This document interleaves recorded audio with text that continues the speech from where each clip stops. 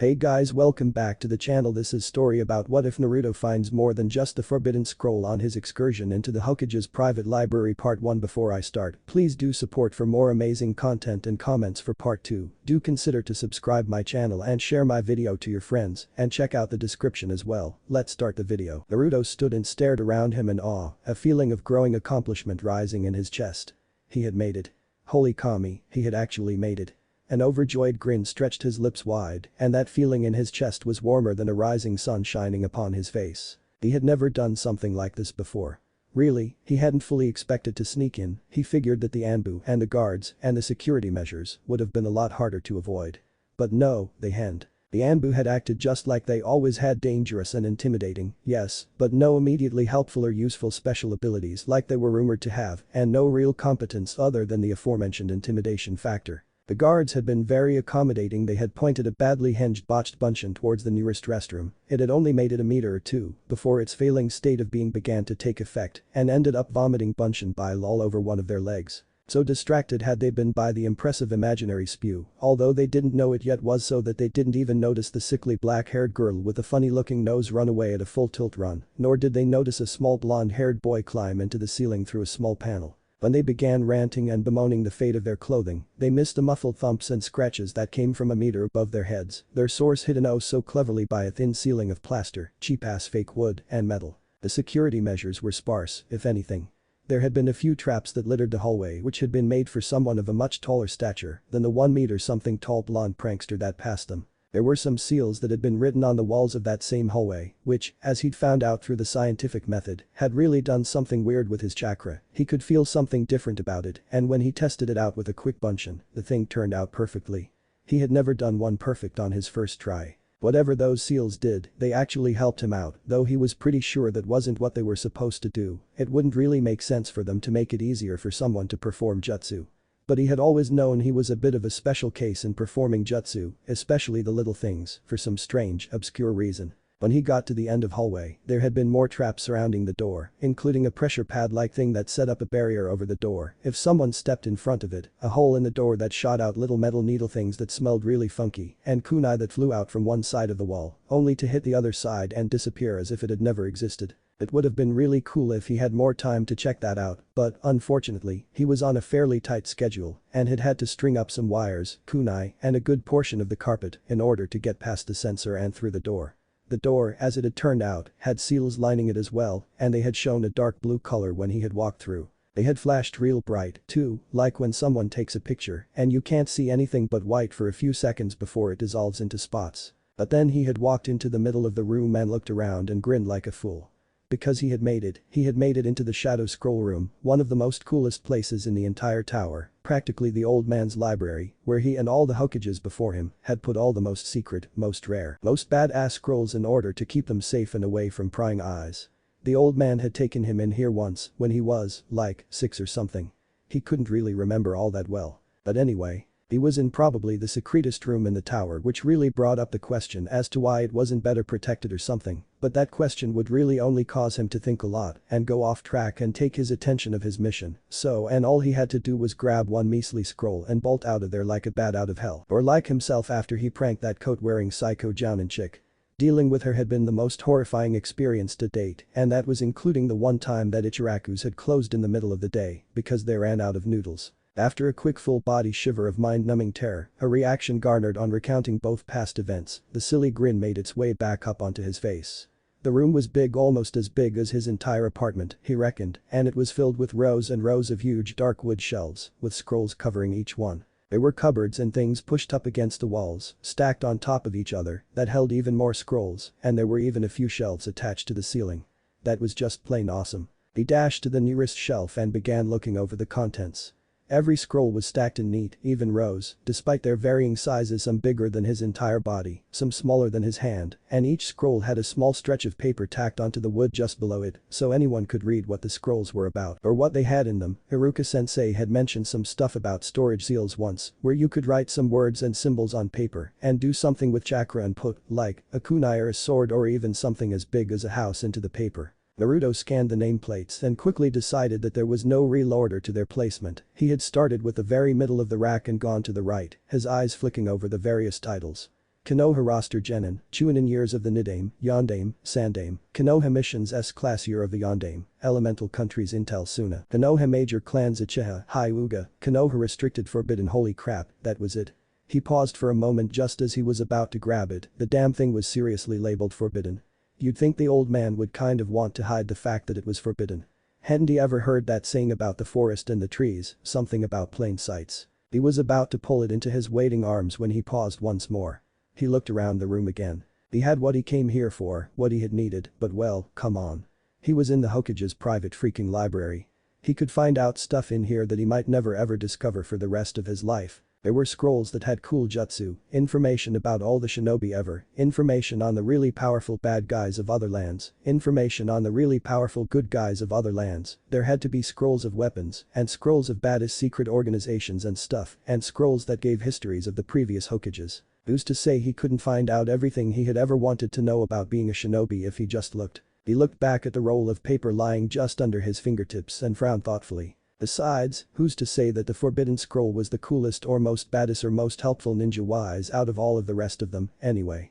Forbidden wasn't always a direct translation to epicosm just usually. But any one of the scrolls around him, any one out of the other 100 or 1,000 or however the heck many were actually in this room, could easily be 10 times cooler or 100 times cooler than the forbidden scroll ever could. Any other scroll could have way better information or more baddest moves or better kept secrets. So if that were true, why would Mizuki-sensei want him to get that particular scroll? Wait a minute, it was all a test. Odds above, he was taking all of that way too seriously. The forbidden scroll was marked so plainly so it would be easier for him to find it. The security must have been dropped down a little so he wouldn't get torn apart while trying to enter the room. There must have been a few fake guards standing in the regulars' posts, and same with the Anbu, that was why they were so easy to get past and so very, very incompetent. No, wait, scratch the fake Anbu, they were always like that. Stupid bastards. But that explained why everything had seemed so much easier than it was supposed to be. The old man must have had this as a final do-or-die kind of test for the students that couldn't quite make it past the last academy tests, a last rope for the flailing dunces to grab hold onto and pull themselves into the ranks of Konoha shinobi. Mizuki-sensei was really cool for giving him this chance. He'd have to thank him a lot when he got to the forest with the scroll. His hand withdrew from the forbidden scroll and fell to his side, and he began scanning the rows once again. Elemental countries roster Nukenin years of the Sandame, Yondame, roster government the Council of Fire years of the Sandame, Konoha organizations root, Konoha Hokage history. There were scrolls packed to the brim with high-level jutsu, of low-level academy jutsu, scrolls that gave information on the relative economy of Konoha, rosters of the members of Anbu that dated all the way back to the Shadame, lists of the most influential civilians in 3 of the most influential elemental countries, storage scrolls that were said to hold some of the most precious possessions of the Yondame. There were maps of the entirety of Fire Country, maps that showed just the villages, maps that showed the land and how high or low it was in places, maps that showed secret tunnels going from the heart of Konoha to several outposts at the edges of their territory, maps that had known hiding places of Nukenin circled in red and frequent meeting places of them highlighted in bright blue. There were other maps that showed optimal points of attack on Cloud Country that would completely destroy their ability to fight back. There were maps dating back to the Great Shinobi War that showed detailed paths their forces took throughout the countries and where they stopped to rest or fight. There were maps that traced nearly every underground tunnel and passageway in Iowa, maps that revealed safe paths through the bowels of their many, many mountains, and maps that actually showed what precious metals and gems could be found in Earth Country and where specifically they could be most easily and readily obtained. There was a scroll on the 9 great demons, the 9-tailed beasts, the Bijuu, and another about the hundreds of lesser demons and monsters that hunkered on the outskirts of civilization. There were, Naruto stopped and tracked his eyes back a few panels. There was Elemental Countries Organizations Akatsuki and Konoha Equipment, the Everything Scroll of Weapons, and, about 5 kilometers away from where he was standing, a certain brown-haired young woman shuddered and unconsciously rubbed her legs together, moaning softly in her sleep. And Konoha Psych Evaluations years of Shadame, Nidame, and then there was. Naruto frowned. He looked just above the nameplate. There was definitely a scroll above it. It was kind of small, from the looks of it, but it was most certainly there. Any information on the paper, however, was most certainly not there. No name, no description, no categories or subcategories for it to be sorted under, no year of discovery or author, nothing at all, except for a question mark. Well, that was interesting. He stood on his tiptoes. The little scroll was on one of the higher shelves and eased the scroll from its seat with the very tips of his fingers. It came out with a spray of dust and he coughed and stumbled back, almost dropping it from his unstable grip. He knocked into one of the other shelves and grunted in pain, making a face of disgust when he managed to regain his balance. Gross. He coughed again, once, before gathering saliva in his mouth and spitting out a dark wad of dirt, dust, mold, and spit. He stared at it when it hit the wood flooring, amused and disgusted at both its color and consistency, and decided to add on to his previous statement. Major gross. And then he raised his eyes from the floor to the scroll and smiled. But at least I got ya, right, ? Scroll. He asked, grinning at the rolled up length of paper in his hands. The scroll was less than 3 hand lengths high and a good 1.5 hand lengths wide. He gave it a quick squeeze, only to find the paper beneath his fingers didn't give way. That meant that there was a lot of paper on that scroll, and really tightly packed, too. All in all, though he held it out in front of him, raising an eyebrow, it looked more like one of the scrolls that Iruka-sensei handed out in class sometimes than a super-duper epic awesome ultra-secret scroll. Eagerly, he pulled hard on the small wooden pole attached to the end and lifted it into the air. Huh, he commented. No zap, he had touched a scroll that he wasn't supposed to when he was in the old man's office one time when he was younger, and he had gotten a rather nasty shock. The old man had told him that some of the more private secret scrolls had various security measures on them to keep them from being easily stolen. It's not burning. After the shocking scroll, the old man had grabbed a blank scroll and written something down on it, did something with his chakra, and told Naruto to pick it up. He had, and it went up in flames without the fire. The paper had blackened and crinkled away and left a pile of ash in its wake. No traps. The old man had then explained that some of the more paranoid bad guy kind of people tended to seal kunai or shuriken or something like it into the scroll, which activated when the scroll was picked up or opened. Naruto watched as the ? Scroll rolled open harmlessly.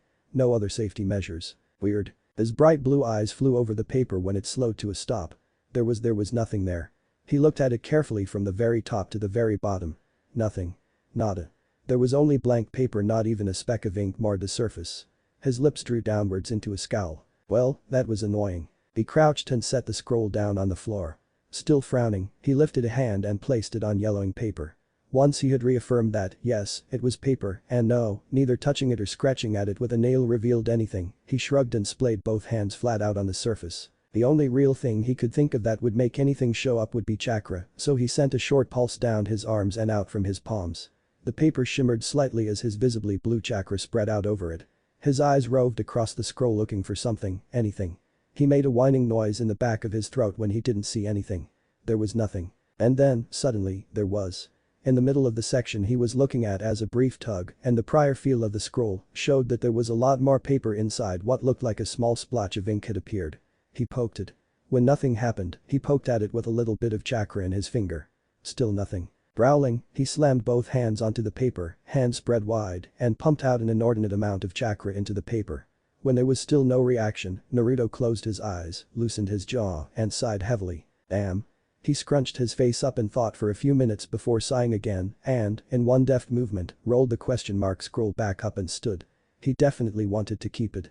After all, if it wasn't showing anything, then there must be a reason nothing is being shown. And that was a very intriguing thought that he really didn't have time for. Shit, he had to get going. Okay, so he had this little scroll, and he needed to get the forbidden scroll to graduate.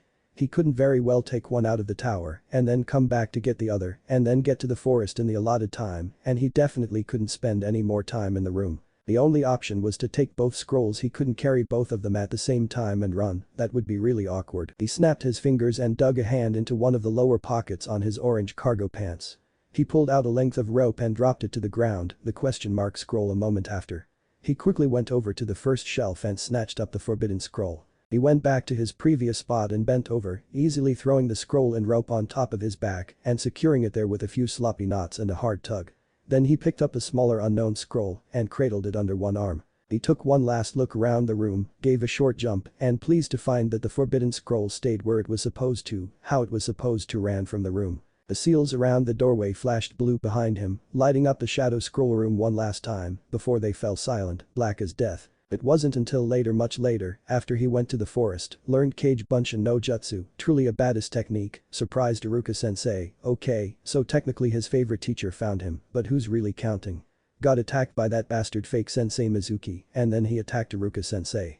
Can you say no mercy? Found out that he was a Jinchuriki of the strongest tail demon there was, which was a little bit upsetting, but honestly it explained a lot. Besides, it was pretty kick-ass that, if he had to have one, he got the biggest and the baddest one that ever existed. Totally kicked that bastard fake sensei Mizuki's ass. He deserved it. Became a late graduated of the Shinobi Academy and practically smothered Iruka sensei in a hug. Screw what everyone else thought. Iruka sensei was goddamn awesome. Apologetically handed the forbidden scroll to the Sandame afterwards. Cranky old man, he was just pissed that he got his nappy time interrupted and weaseled some ramen out of Iruka sensei, force of habit, when he was lying in bed, attempting to sleep, but wholly unable to due to his pure unfiltered joy and excitement. Did Naruto remember ?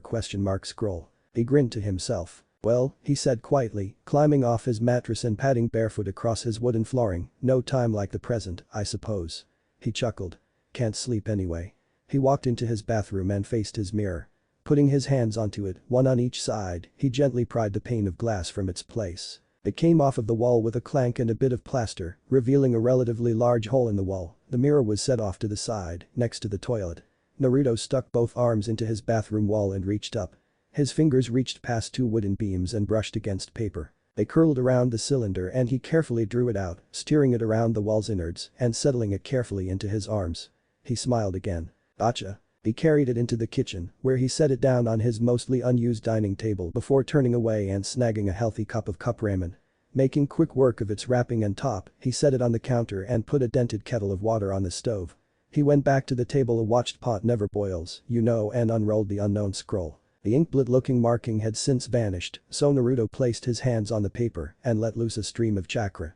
It appeared once more. There we go, he muttered, scratching his cheek absent-mindedly. Okay, so he was able to get this bit of ink to show up with chakra. It stood to reason that more would be revealed as more chakra was added to the paper. But he had already tried that. His features scrunched up in his thinking very hard face, and he put his chin in his hand, thus forming his thinking very hard pose. Maybe the reason nothing showed up was because he was sitting in the shadow scroll room at the time. Naruto nodded to himself. It would make sense for the scrolls to have some degree of protection upon them. Not being able to read them whilst inside that room could possibly be one. After all, it didn't look like the scroll had any other safety measures, not when he had first checked it and certainly not now. He nodded again. Okay, so if the scroll wouldn't react inside the room, it should hopefully react outside the room. He was outside the room. So, Naruto spread his hands against the paper and pushed blue-tinted chakra down his arms and into the paper. Almost immediately, the black splotch began to grow, spread dark tendrils across the yellowing surface it resided on. The ink kept twisting and looping around itself, coloring the paper dark until the revealed space was a solid expanse of black. He arched a brow and unrolled the scroll a bit more. Still black. He began yanking the paper away from the roll in large and exaggerated movements, spilling parchment off the chip table and onto his hardwood floor. Hand lengths quickly became meters as more and more paper folded into the swiftly growing pile. And the scroll wasn't getting any smaller. Naruto growled. Not only was the paper still black, but if it continued going on like this, half of his apartment would be an ocean of ink and paper. Whoa. Naruto said, forsaking the scroll and grabbing hold of the length that had just flown out. Some paper, still moving, crumpled up behind his hands as it stopped. Naruto frowned in concentration as he looked at what he was clutching. The blackness had been continuing, and then, suddenly, there was a large yellow-white strip that cut it off, followed by a column of black about 2 hand lengths wide and spanning from the top of the paper to the bottom. Following that column was the yellow-white of the regular paper again. He pulled some more on the scroll and was pleased to find that there didn't seem to be any more black past that last column. Good. He turned his attention back to the thick line of black and stared at it. It looked like it was shimmering every few seconds. He poked it. And then he poked it again with a little bit of chakra on his finger. The black ink flared a bright blue, like a flash of light in a dark room. Naruto just stared. Okay. He almost screamed when a shrill whistle came from behind him, and he whirled around only to see that it was the dented kettle that now undoubtedly held boiling water. Cursing under his breath and trying to stay his rapidly beating heart, he hopped over to his ramen and poured the water in.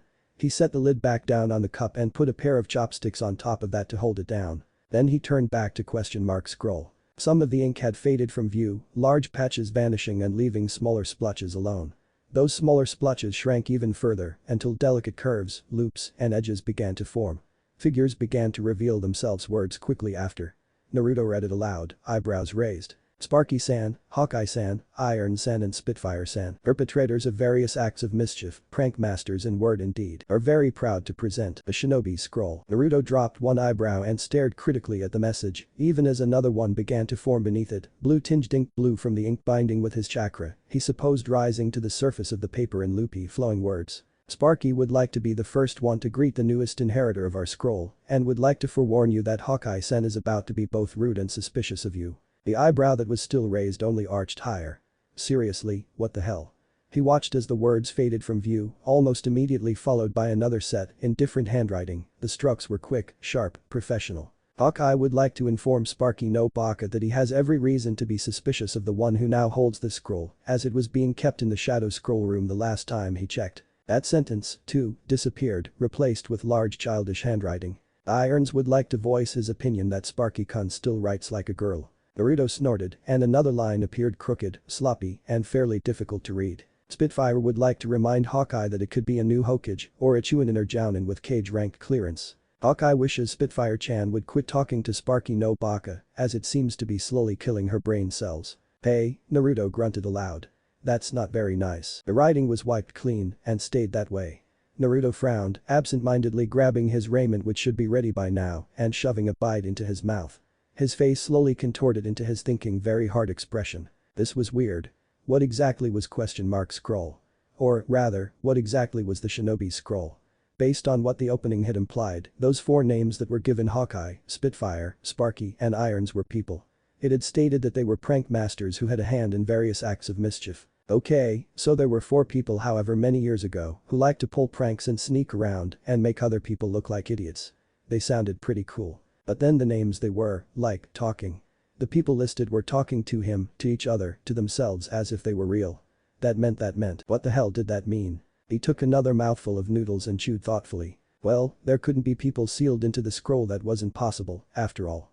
Oh, but that did answer the unspoken question of why it had so much paper but was actually extremely small in size. The extra paper was getting sealed into the wooden tube roll in the middle. Naruto nodded proudly before getting back on track. So if it wasn't the people themselves sealed into the scroll, it was their minds. He made a face at the thought of brains being sealed into a piece of paper. Their minds, their personalities. But how would that be possible? It sounded even harder than sealing a person. A person has a body, has substance to be sealed, and thoughts and personality not so much. You couldn't feel thoughts or emotions. So what? He snapped his fingers. The Yamanaka family. They were good with that whole mind jutsu stuff. Maybe they would know. He made a mental note to ask that one blonde girl in his class about it, assuming he could get a word in while she was fawning over the bastard. He saw something move and he looked back down at the paper in front of him. Another message was rising to the surface in the loopy style of Sparky, as he or she was called. Sparky would like to apologize to the new owner on Hawkeye-san's behalf because he isn't about to do it himself. What the? Did that Sparky just respond to what he said? It can hear him. And understand him. What the hell? So these personalities, these minds, these consciousnesses bound to the paper could react to the situation happening around them at them. They knew what had happened and they thought about it. And they're answering in response to what he had done. Irons would like to add that Hawkeye team lives on insulting people instead of breathing like the rest of us. They had personalities. That was obvious. Some liked some didn't like others. Read. Hawkeye, they interacted with each other. And with him. Seamlessly. As if they were there with him, standing in front of him, and they were all talking amongst themselves. Spitfire would force-feed Hawkeye spiders and toilet water for dinner for calling her Spitfire-chan if she could. Naruto laughed out loud, his train of thought getting neatly severed in the face of the response given. This Spitfire chick sounded awesome. No sooner had his laugh ended than he saw a new line of text waiting to be read. Hawkeye would like to tell the reader that spiders and toilet water for a meal is in no way amusing, and would he please stop laughing. Naruto gave the consciousness of Hawkeye the one-fingered salute. Sparky thinks that the owner is quite a character, to be flipping off Hawkeye-san. He can be a rather scary person. Of course, it would be much more intimidating to meet Hawkeye-san in person, no doubt. Spitfire would like to suggest that the owner track Hawkeye down and deliver him his punishment for her, as she is stuck as a few sentences on a piece of paper and is rather incapable of doing it herself at the moment. Naruto grinned. Irons has a distinct feeling that the new owner is planning to do exactly as Spitfire-san asks, whether the reason being because she is a girl wherein he does anything the opposite sex asks him to, or because she has appealed to his disaster-loving, pranking nature, which I sincerely hope that he owns in spades. Naruto's smile shrunk a little, and he gave a short bitter-sounding chuckle. Well, he said, deciding that he may as well join the conversation they were having with him. It's been over 5 years since a girl last asked me to do something aside from the random old lady who wants me to drop dead or just go and leave Konoha or something like that. A stupid old biddies, and that entire talk and promise was thrown out the window in less than a year. He had promised Sakura-chan, when he first saw her, that he would be her friend, and she had done the same. Shortly after, she had met Yamanaka Ino, the other blonde in his class, and he was easily cast aside in favor of girl talk, looking good, and Uchiha Sasuke. That had hurt more than he ever cared to admit, but he never really gave up trying to get her favor back. Nothing he had ever done had worked. I'm not really going to jump the gun and just go around trusting anybody anymore. Not after that bastard fake sensei Mizuki, anyway. Not after he almost killed Iruka sensei. Spitfire offers the owner her condolences. It doesn't sound like he's had the best of lives. Yeah, you could say that, Naruto replied, a little wistfully. Irons is wondering if, just to be sure, this means that the new owner is not going to go and hunt Hokage team down and feed him spiders and toilet water. Oh, hell no, the blonde answered, laughing. I'll find him and stuff spiders down his throat just cause it sounds like something fun to do. He paused mid-laugh. Assuming, of course, he did something worse than just give someone the wrong honorific suffix, he added seriously. Irons nods furiously, stating that Hokage team deserves that and more, and not just for being a jerk and trying to cozy up to the one person who doesn't want people cozying up to her. Am I going to get any specifics other than he was a jerk? I mean, just basing this off of what he said in the past few minutes, I'd agree with you in a heartbeat, but do you have anything especially incriminating? Iron certainly has a story for you. Sarutobi Hiruzen gently and reverently placed the forbidden scroll in its rightful place upon the shelf and gave it a soft pat before turning away and walking back towards the door of the shadow scroll room. The moment his body passed the doorframe, the tens of hundreds of delicately etched seals upon the wood exploded into color, leaping from their quiet inactive black into a cacophony of green, yellow, and blue. He and his thoughts froze. He took a step back into the room and watched as the seals lit up once more before settling down and hiding in the shadows again. The seals. The third and fifth-ish Hokage hurried back out of the room as fast as his wizened old legs could take him, and, given that he has wizened old shinobi legs, his pace was actually quite a bit faster than one would originally think. In less than a minute he was back in his office, shutting the door loudly behind him and hobbling over to his desk. He began opening random drawers and slamming them shut when they didn't contain what he wanted. Come on, he muttered impatiently as he opened one at the very bottom. He was just about to slam it shut when he stopped. He looked back into the open drawer and smiled wearily. He dipped a hand in and withdrew a large bulky scroll. He set it atop his desk after clearing it of any extra paper, brushes, ink pots, and questionable reading material, and unrolled it. The scroll he had taken out was one linked directly to the seals that guarded the shadow scroll room. Those seals had been a generous addition to the security by one Namikaze Minato, the Yellow Flash of Konoha, and the Yondaime Hokage. They had been keyed to the chakra signatures of the Hokages, anyone with Kage ranked clearance, and anyone else the present Hokage trusted enough to have them added to the matrix, usually being a relative or loved one. If someone who hadn't been keyed into the matrix attempted to enter the room, the seals immediately depleted a hefty majority of that someone's chakra supply, rendering them near to definitely unconscious and pretty much helpless. And, given that the entire length of the hallway was designed to sap chakra as well, just at a slower rate, the entire process would take about 2 seconds, max. It had only happened 3 times since Sarutobi had been in office, both times, and he had come to the scene in all instances to find the perpetrator laying in the middle of the doorway. One had been dead, one was unconscious and hardly breathing, and the last and most previous one had been swearing up a storm, trying to drag himself into the room but failing quite spectacularly because he was too weak to even move his arms. Since Naruto managed to make his way into the room, he had to have passed through that doorway. Now, it stood to reason that he of all people could have activated the seals and had his chakra depleted very quickly and managed to remain standing. He was probably one of the only people in the world to be able to. Really, not only were his natural chakra reserves massive, but he also had the Kyuubi's demonic chakra, which put his supplies on an entirely new level. Sarutobi's eyes flicked around the scroll, reading off the names, the dates, and the times of who entered and exited the shadow scroll room. Him again, Danzo, Midokado Himura and Udateen Kaharu, Danzo again, him, Namikaze Minato and Uzumaki Kushina, him. Ah. Of course. Damn it, of course. A child's chakra signature is, in essence, an amalgam of their parents, just like the DNA that they inherit or the blood type they have. And if that child is young enough before they have finished maturing, as well as their chakra signature into one of their own, then their chakra would very closely mirror their parents', close enough to fool Minato's seals. Seals, as a general rule, are very difficult to work with. It is even tougher a job to make them meet the most specific of standards, like, say, recognizing precise chakra signatures of only a handful of people and being able to distinguish even the slightest of differences from another signature so closely mimicking one or two from that handful. Sarutobi hummed to himself as he closed the scroll and put it back into its correct drawer.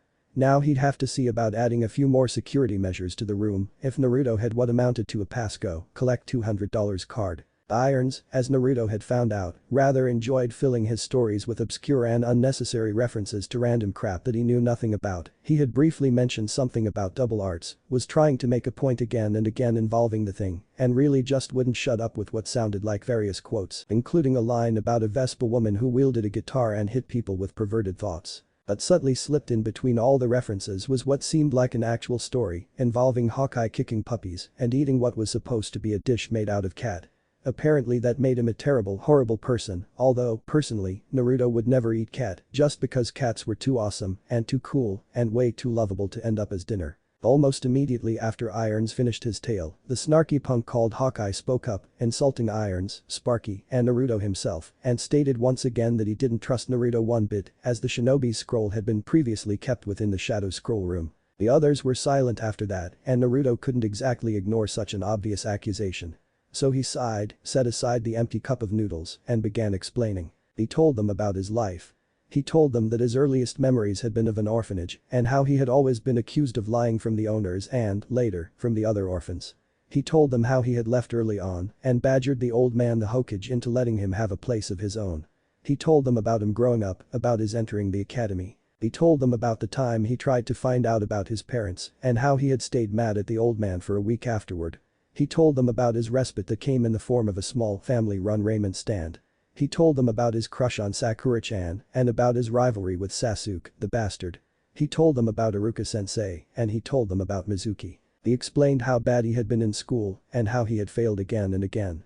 Eventually the events of the previous day, as it had, according to the little digital clock he had on his counter, past midnight over an hour ago, came into the conversation. He told them how he was desperate, duped, and how he found them in the room. And he said that he found them to be really interesting and hadn't and still didn't want to give them back to the old man like he had with the Forbidden Scroll. And he told them about the Kyuubi. Their responses had been widely positive or, at the very least, not negative. Spitfire had said something close to a joking and apologetic, "Well, sucks to be you, doesn't it?" Sparky had been absolutely fascinated, having apparently heard of the Bijuu in his lifetime. He had asked all sorts of questions and had to be disappointed again and again when Naruto just couldn't answer those questions. Irons showed his childlike enthusiasm and had immediately begun rambling on about the myths and legends of the tailed beasts, like a little kid who wanted to proudly show that he knew that bedtime story and his mommy should let him read it tonight. Hawkeye had imitated Spitfire's reply, only his was far more serious about the comment. Something like, "Kami hates your guts. I agree with her." As their conversations turned away from serious, heartfelt revelations and into curiosity towards the entities, their existence, and the shinobi's scroll, Naruto found out that his smile wouldn't go down. He was grinning the rest of the night. "Okay, so I think I'm starting to get what the heck this scroll is and what the heck you guys are. But what the hell is up with the huge black part?" Sparky would like to point out the storage seals that decorate the handle of the scroll. "Eh? What seals?" Naruto followed the long tail of paper that trailed out of the shinobi's scroll until he got to the end. He picked up the wooden piece that decorated the last part of paper. "This thing," he muttered doubtfully. He squinted as he held it up in front of his eyes. "It just looks like a dark stick of wood." He growled in annoyance. "It'd be so much easier if it was the afternoon, when I can have some light. Damn landlord cut off the lights to the apartment complex during nighttime to save money. Or maybe just to him. Either way, the guy was a crotchety old bastard." Naruto went back to the "we're the pranksters" as he'd come to start calling them. It was a lot better than the Three Stooges, plus a bastard, after all talked with him. They had already written their thoughts. Hawkeye finds himself appalled at the apparent lack of teaching in the academy these days. Simple Kaiten and Raiten Jutsu were essentials when he was in school, taught for basic lighting techniques in the dark. Spitfire would like to punch Sparky in the face for deflecting the kid's question, but she can't. Hawkeye would like to offer his condolences to Spitfire-san. Irons thinks that the owner should try pushing a load of chakra into the stick and see what happens. "You think so?" Naruto asked out loud, eyeing the small length of wood. Their last replies were quickly swept away by a quick scrawl. Sparky would rather the new owner didn't listen to Iron-san when asking for advice. Iron-san is not exactly the most knowledgeable about seals. Irons takes offense to that comment and claims that he's not that bad. Spitfire would like to remind Irons of the 22 incidents that occurred within the first 3 days of his studying sealing. Hawkeye would like to remind Spitfire-san that it was actually 28, but some of those incidents could not be traced back to Irons at that point in time. Irons takes offense to that comment as well, sends a scathing insult at Hawkeye team, and goes off to sulk. So what do I do, then? And what's up with the seals on the wood, anyhow? Why do I need to know this stuff, and why should I care? Spitfire is going to step out of the line of fire for this one. Hawkeye agrees with Spitfire's wise judgment and slowly backs away from Sparky no Baka. Sparky takes the new owner's comment as a direct insult to himself, having been someone who had instructed whiny little ninja before. Sparky would also like to point out that the storage seals are on the handle, so the end of the scroll that has the black ink covering the paper can seal that useless paper and keep him from making a mess, such as he has made, every time he wishes to utilize this scroll. Sparky thinks that the new owner would very much like not having to dig through tens of meters of stained paper in order to find the few words we say. Sparky would hope that the new owner would see the uses of seals on anything and should care because of how amazing the art of fuinjutsu really is. As for the black expanse, those are logs of our conversations with our previous owners, stained accordingly so that the new owner cannot read over private conversations. Naruto raised an eyebrow. Spitfire thinks Sparky should settle down a little before he scares the kid. Hey. Spitfire would like to apologize for thinking that the kid is a scared little girl. Hey. Spitfire realizes that the kid does not like hearing the truth and would like to remind him that the truth hurts and he needs to stop whining. Something beeped in the background, drawing Naruto out of his conversation. He blinked rapidly and looked around. The beeping grew louder. What the heck is that? What did he have that made that noise? And why was it making it right now? He slowly trekked away from his kitchen table, being careful not to step on too much of the paper littering the floor, and went into his room where the ringing seemed to be coming from. Oh. His alarm clock. His alarm clock. Why the hell was his alarm clock going off? He went over to turn it off and got sight of the time. 6:45 a.m. He blinked. 6:45. But it was still night, wasn't it? Naruto ran out his room and over to the sliding door that led to his little balcony.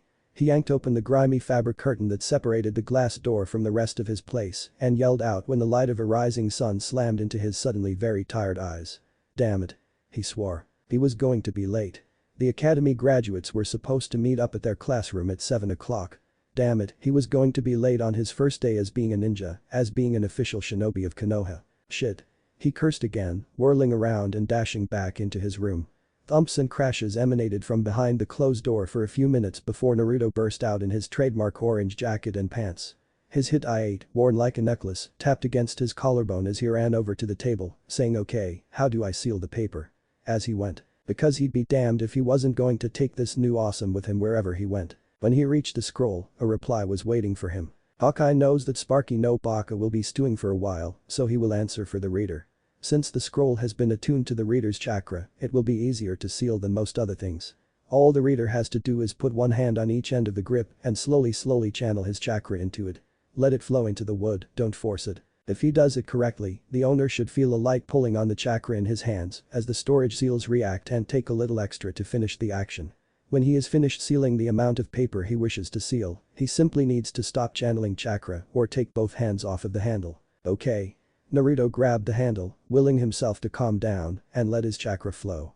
The ocean of chakra in his torso settled down to a waterfall as it passed to his arms, falling to a river as it swirled over his elbows, where it split into smaller streams, trickling down each of his fingers and pooling delicately into the wood. He watched as small characters began lighting up upon the surface, glowing a faint blue. Were those the seals?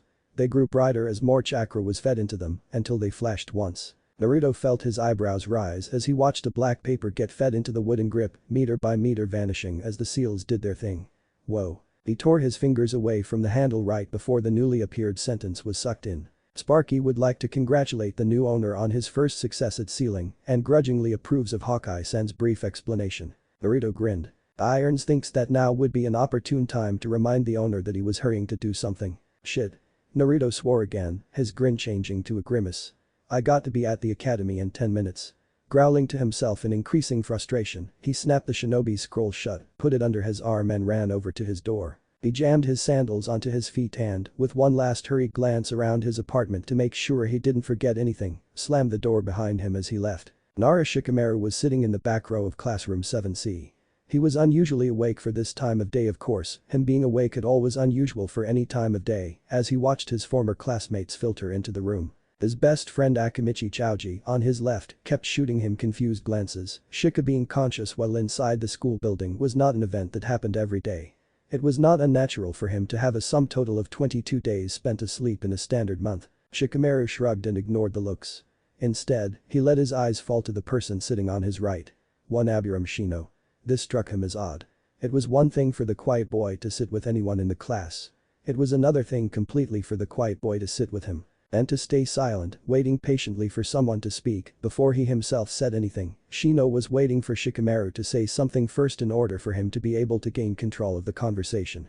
It wouldn't do to give the fellow shinobi the upper hand. So Shikamaru stayed silent. It wasn't until 5 minutes later that Shino voiced his thoughts and made it abundantly clear why he chose to sit next to the Nara today. It came to my attention this morning that Uzumaki Naruto managed to graduate despite his poor performance during yesterday's exam. Shikamaru groaned and put his head into his arms. He did not need to deal with this. Screw controlling the conversation, he didn't care. He just didn't want to gossip about this like a few prepubescent girls. He lifted his head a little and glared at Haruno Sakura and Yamanaka Ino. They were already sniping at each other like a pair of dogs. Really? Chouji asked, surprised. Shino twitched his head almost imperceptibly forward, the barest movement necessary acting as a nod. Cool. He paused for a moment before furrowing his brow in thought. Wait, how did he manage to pull that off? The heavy-set boy man, now, according to Konohagakure law, automatically turned to Shikamaru, questions in his eyes once again. Shikamaru sighed. He glared at the silent Abiram, just for good measure, before turning back to Chouji and saying tiredly, Pop said something about Naruto stopping some guy from stealing some super secret scroll or something. His lips pulled further down. He said more than that, but trying to listen to the whole story was far too troublesome. Shino made a contemplative noise from behind his collar. Is that so? He observed. The unsung genius of the three frowned at the tone used. There was a knowing lilt to the answer given. As if Shino knew exactly what the whole story was. Of course, that could very well be the case. Shikamaru knew enough about Shino to realize that the boy was unnaturally observant. He spent his days watching his classmates, memorizing their habits, their attitudes, absorbing their personalities, and keeping careful watch over the more promising ones, the more dangerous and unexpected ones. It was so obvious that it was a wonder no one else noticed. He had, after all, seen the myriad of insects that flew incessantly around the classroom, landing in corners, on desks, and just sitting for hours at a time before flying back to the Abiram's hand, hidden underneath his desk. It would stand to reason that Shino was just as analytical, as observant and brilliant outside the classroom as he was inside. And if that was indeed the case, the boy was bound to hear a few things more and retain them at that than Shikamaru did. Yeah, was all the Nara said in reply. Chouji just looked between the two in confusion. Shikamaru let his gaze drift over to the clock on the wall. It was 6:51. The graduates were all supposed to be here by 7 o'clock. Naruto's gonna be late, he said. Of course, Shino replied. It is a logical probability to assume that Uzumaki stayed up late last night due to his exuberance at succeeding to become a shinobi and then succumbed to exhaustion, resulting in his oversleeping and waking up late. Sure, that's what I meant. Shino turned his head towards the lazy brunette. A detailed and concise way of speaking should not be thought of as a hindrance. Such things are essential for forming an acceptable mission report, something which will become vital now that we are shinobi. True, replied Shikamaru, but do you really think you'll have time to talk all troublesome like that in the middle of a battle, or while you are ordered to report to your commander in a squad? No. They'll want short and simple, something to give the information needed in a quick manner, and that's it. And in those instances, I will shorten my explanations to an appropriate length. You could have just said, I do that in those situations, Chouji pointed out, attempting to join the conversation a little. You don't always have to use the longest words possible to get a point across. Shino was quiet for a moment. He took a breath, which ruffled his collar a little, and said, I was instructed since my earlier memories that speaking in such a manner set me apart from the uncouth and uncivilized members of my generation. Then Yuzuka Kiba, ever the prim and proper epitome of civility, chose that moment to bellow no, fuck you. At another graduate, leaping out of the seat and barreling into the other boy, tackling him to the ground with another curse and a bark of laughter. Shikamaru and Chouji looked at each other. You have a point there, they said together, looking back at the Abiram. Shino simply nodded. So Chouji said after another few minutes of silence. How late do you think he'll be this time? I mean, he's usually what 10-15 minutes late. Barring the occasion when he just plain ditches until Iruka-sensei catches him. He nodded to himself. His average delay for his entire schooling at the academy is approximately 1 hour and 21 minutes, Shino replied neutrally. If any delay of over an hour is not included in the equation, his average time of delay lowers drastically to approximately 11 minutes. Shikamaru raised an eyebrow. You take note of how much time it takes him to get to class. Not just Uzumaki. I take note of everyone's behavioral patterns, their routine, their habits, their responses to differentiating stimuli. A competent shinobi should attempt to obtain as much information on both allies and adversaries as possible. Shino visibly raised a brow and looked at Shikamaru. To use an example, you, Nara, use only 7% of your time in class to actually sleep. I would approximate the amount you use for daydreaming at closer to 25%. Another 60% you use to act like you are unconscious but are actually listening intently to the lecture being given. And the remaining 8%. Chaoji prodded. Shikamaru just groaned, placing his hands over his head where it rested on the desk. The excess 8% varies by a small amount each day. Usually, though, it is used talking with you. Chaoji grinned at his friend. Shikamaru didn't bother looking up, instead choosing to turn the subject of discussion back a minute. I think you'll be more than 5 minutes late this time, less than 8. Chaoji laughed. Putting money on that. He teased, nudging his friend in the side. Sure, why not? Shikamaru gave in, his voice muffled. One of his hands withdrew from its perch and dipped into a pocket. He withdrew a small handful of bills and coins and set it down next to his head. There. Whatever that is. Chaoji counted it up and nodded to himself. That could buy him 6 large bags of barbecue-flavored potato chips, with a little left over. That was acceptable.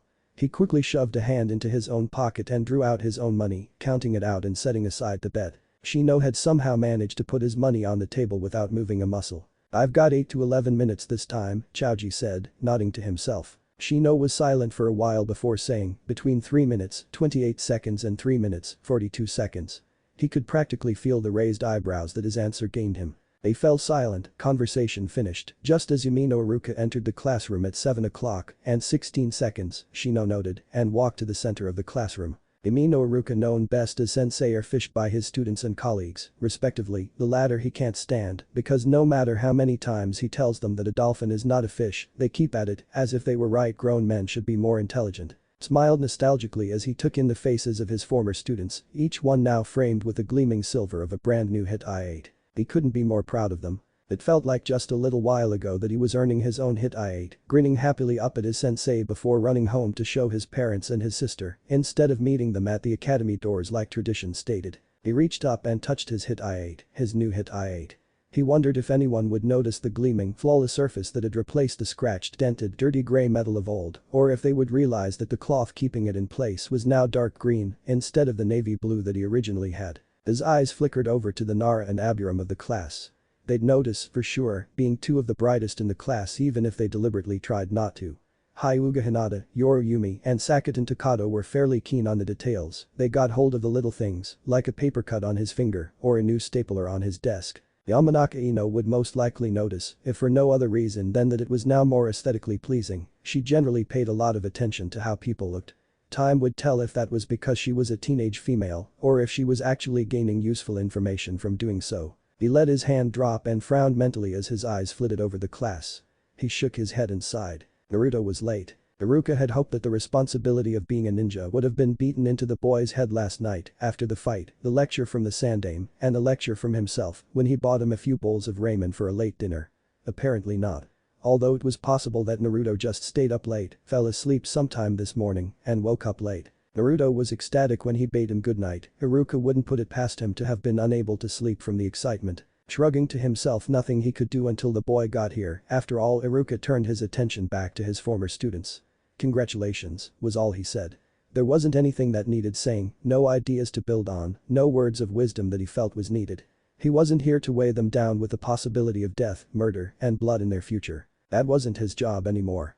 The only thing he was useful for to the men and women looking back at him was to give them a smile, letting them know that he'll always be here if they should ever need him, and let them go. The room brightened as the faces in front of him lifted with smiles, some small and hesitant, some big and bold, some hidden behind grimaces, and some flashing behind their eyes, and Iruka couldn't help but grin right back. He was going to miss this class. Still smiling, the teacher walked over to his desk and picked up a stack of papers. He held them up and all attention focused upon them. These are the team assignments. Every one of you has been put in groups of 3, with one Jounin sensei taking charge of each team. Some of you have been specifically asked for by these Jounin, so act responsibly around them. I don't want to hear any reports of any of you badmouthing your leader, is that clear? He punctuated his statement with a glare. The general consensus was a resounding yes, although there were some fat chances and hard to understand grunts. Oh well. Take what you can get, win some, lose some. Good. Now, where's Mizuki-sensei? Muriki Ryoko asked suddenly, belatedly thrusting her hand into the air, her black eyes shimmering. Iruka froze. Shit. What could he tell them? That their assistant teacher was actually a psychopathic megalomaniac? That his best friend had tried to kill him? Mizuki, he said slowly, trying to sound calm, didn't have to come today, since we aren't holding an official class, the assistant teacher has no need to be here. Oh, okay, Ryoko said, sounding disappointed. Iruka almost laughed before he was struck by sadness. She had had a crush on his silver-haired assistant, and if she found out that he was actually completely out of his mind, he shook his head, trying to get back to more positive thoughts. He fingered the papers in his hand and held them up, taking a deep breath and continuing from his previous tangent. This year we have 4. The door slammed open and a shout of Iruka-sensei interrupted him before he could get out the next word. All eyes swiveled to a panting, slightly sweaty, very ruffled, and rather tired-looking Uzumaki Naruto, who was standing in the doorway with a grin on his face, a small scroll tucked under his arm, and a hit I-8 proudly sitting against his black undershirt. Iruka couldn't help but grin as he said, "You're late, Naruto. Luckily for you, though, you didn't miss the team announcements. Please take a seat." "Yes, Iruka-sensei," Naruto said hurriedly, shutting the door behind him and leaping into a seat near the front. He set the scroll on the desk in front of him and gave it a pat before turning his full attention to one of his favorite people in Konoha. Iruka cleared his throat and looked around the class, noting the confusion on most of their faces. For some reason, Nara Shikamaru and Akimichi Chouji were passing a handful of bills and coins to Aburame Shino. None of them seemed at all surprised to have seen Naruto burst into the room like a whirlwind, like a maelstrom, Iruka thought with a chuckle. "As I was saying before we were interrupted," Iruka said, causing Naruto to grin at him from the front row, "this year, we have 4 new teams being formed. Team 7, 8, 10, and 16. He lifted the sheets of paper up in front of him and almost groaned. Who the hell made these teams? Whoever it was, he was going to track them down and gut them like a fish. Team 7, he said, clearing his throat again, consists of Uchiha Sasuke, Haruno Sakura. He was cut off as the pink-haired girl practically leapt from her seat, making a noise that sounded like a cross between a squeal and a shout, and jabbed her finger at her blonde-haired rival. "Ha! Take that, Ino pig," she crowed. Ino looked shocked, and Iruka knew it wouldn't last, she'd start yelling before the minute of disappointment was over. So he plowed valiantly, but reluctantly, on. Uchiha Sasuke, Haruno Sakura, and pick me, pick me, pick me. Yes, and you, Naruto. Naruto made a little happy noise in the back of his throat and raised one fist into the air before bringing it down sharply, one of the many signs of yes. With a giant grin on his face. Iruka sighed, mentally shaking his head. This entire team had disaster written all over it. Seriously, your Jounin-sensei has had a Kakashi. The only one as bad as Kakashi was Asuma, but hey, at least Asuma had passed a team before. Teammate was much better, it even had a purpose. Thank goodness. It had been a while since Konoha had such a well-put-together tracking spying team. Teammate consists of Hyuga Hinata, Inuzuka Kiba, and Aburame Shino. Your Jounin-sensei is Yuhi Kurenai. Ah, the new promote. She had gotten her rank less than 3 months ago. Powerful with Fuinjutsu, he'd heard. And Hinata needed a positive female figure in her life. Team 10 consists of Nara Shikamaru, Akimichi Chouji, and Yamanaka Ino. Your Jounin-sensei is Sarutobi Asuma. Wow. He so did not envy that team, not the Genin, and not the Jounin, either. He pointedly ignored the martyred groan from Shikamaru and the disbelieving shriek from Ino. Reacting would only provoke their actions. Iruka frowned as he tried to figure out if Team 10 or Team 7 was the worst team he'd ever seen, then, with a shrug, decided that he could figure that out later. When he had a few scrap pieces of paper, a new pen, and a few hours to spare. Team 16 consists of Yoriyumi, Sakuten Takado, and Muriki Ryoko. Your Jounin-sensei is Ryuji Suman. Younger brother of Ryuji Idate. Good guy. Iruka couldn't say he knew a lot about Suman-san, beside the fact that he had already had 3 teams. His first had been prematurely disbanded for disorderly conduct, the second group had been separated after one member was killed and another crippled, and the last team all managed to advance to Chunin and went off on their own. But the team itself seemed pretty well put together, if a little unorthodox. 2 girls and 1 boy was unusual, let alone 2 girls and 1 boy 2 years younger than them. He turned and placed the papers back onto his desk before addressing the class in its entirety. That concludes the team announcements for the newest graduates of the Shinobi Academy. He gave them a soft smile. The Jounin-sensei will start coming in a few minutes. They will call a team number, and the 3 from that team will follow them to wherever they wish to go. And from then on, you are their responsibility. You will listen to them, respect them, learn from them. They will be your teacher, your mentor, and your confidant. You are not my students any longer. Iruka straightened and then bent his body at the waist, shifting into a respectful bow, his face humbly facing the floor. He was met with shocked silence as he came back up. "Your best," he said, flashing one final grin at the newest shinobi of Konoha. No one spoke a word as he turned and walked resolutely out the door. He closed it quietly behind him. Silence. Naruto's face hurt. He was pretty damn sure that he'd smiled more in the last 12 hours than he had in his entire life. And that was saying something. Iruka-sensei was awesome. Naruto had been expecting some mushy, emotional goodbye from the academy's favorite sensei. Iruka-sensei got very attached to his students, this he already knew, but what had happened was not what he had been expecting at all. He had bowed to them. As if they deserved his respect and not the other way around. As if they were better than him. The SH. He could be so dumb sometimes. No one was better than Iruka-sensei. But still, that single act only served to paste a stupid grin on his face all over again, as big as the one he had on last night when Iruka-sensei had handed over his own hit I-8 as proof of Naruto's graduation. Idly, Naruto wondered if anyone had noticed that he had their teacher's headband and that their teacher had gotten a new one. He knew there had to be a few. He grinned. Iruka-sensei was so awesome. For having the patience to teach him, for having the patience to put up with all his pranks and tricks and traps, for caring enough to check up on him every so often, and for protecting him from Mizuki and letting him graduate and taking him out to ramen, and for understanding, for knowing how hard being an orphan was, how the attention he needed was the one thing that he so rarely got, everything he had gone through, and for just being there when he needed help reading or writing, or just to talk. Iruka-sensei was, hands down, the greatest, coolest, most caring, helpful, awesome person ever to have been born. He bounced in his seat in excitement. And now he was going to get a new sensei. Naruto frowned a little. He knew that this Kakashi guy wasn't trying to replace Iruka-sensei, but it sure felt like he was. He just hoped he could always go back and be able to be with Iruka-sensei like he usually was after he had a new sensei. He didn't want their relationship, teacher and student, friend and friend, father figure and son, whatever they were, whatever bond they had, to change. He wanted to always be able to count on the Chunin to be there when he needed him. Oh. And he had Sakura-chan on his team. And the bastard. But he had Sakura-chan on his team. He did a little dance in his head as he looked over at the object of his affections. She and Ino were, as per usual, fawning of Sasuke. That was it. He wanted to ask her about mind jutsu. His gaze swiveled over to the shinobi scroll, still sitting innocently on the desk in front of him. He frowned thoughtfully. "I wonder what you guys have to say about all this," he muttered to himself. He absent-mindedly fingered the edge of the scroll as he looked back at Ino. Talk to the pranksters first, or talk to Ino first. Decisions. After all, he didn't know when her Jounin-sensei would show up. It would be smarter to ask her now. But then, he really wanted to check out the scroll and talk with Sparky, Spitfire, Hawkeye, and Irons. Well, not really Hawkeye. He shook his head around as a small buzzing sound reached his ears. He must be really thinking hard if the quiet chattering of the people around him sounded more like a quiet hum than voices. He shrugged and turned back to his thoughts. Well, he didn't have to talk to Ino right now. He could always find her later, maybe go to her house. Then he would be able to ask her father, too. He was undoubtedly more knowledgeable than she about a person's mind. Naruto nodded to himself and looked around.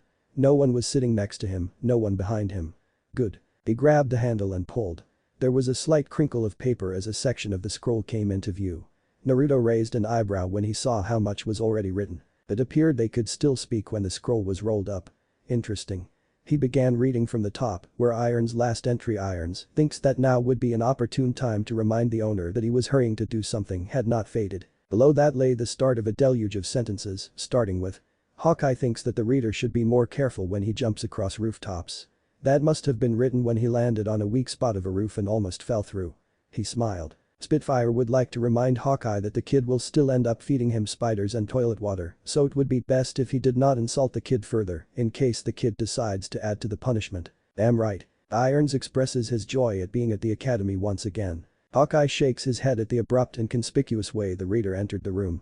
Generally, shouting and slamming the door are not good ways to keep from being noticed. It would be if everyone did that. Sparky would like to point out that Hawkeye-san is just being a stick in the mud as usual, and he should not be admonishing anyone about attention-seeking behavior. Irons think that applies to all of them, really. Sparky would have to agree with Irons-san's point. Hawkeye expresses his disdain at the Haddock having a genin team, especially one that includes the reader. Hawkeye knew of his Jounin-sensei. Sparky would like to express his surprise that Kakashi-kun became a Jounin-sensei, as he wouldn't have considered him any good with teaching. And so did Sparky.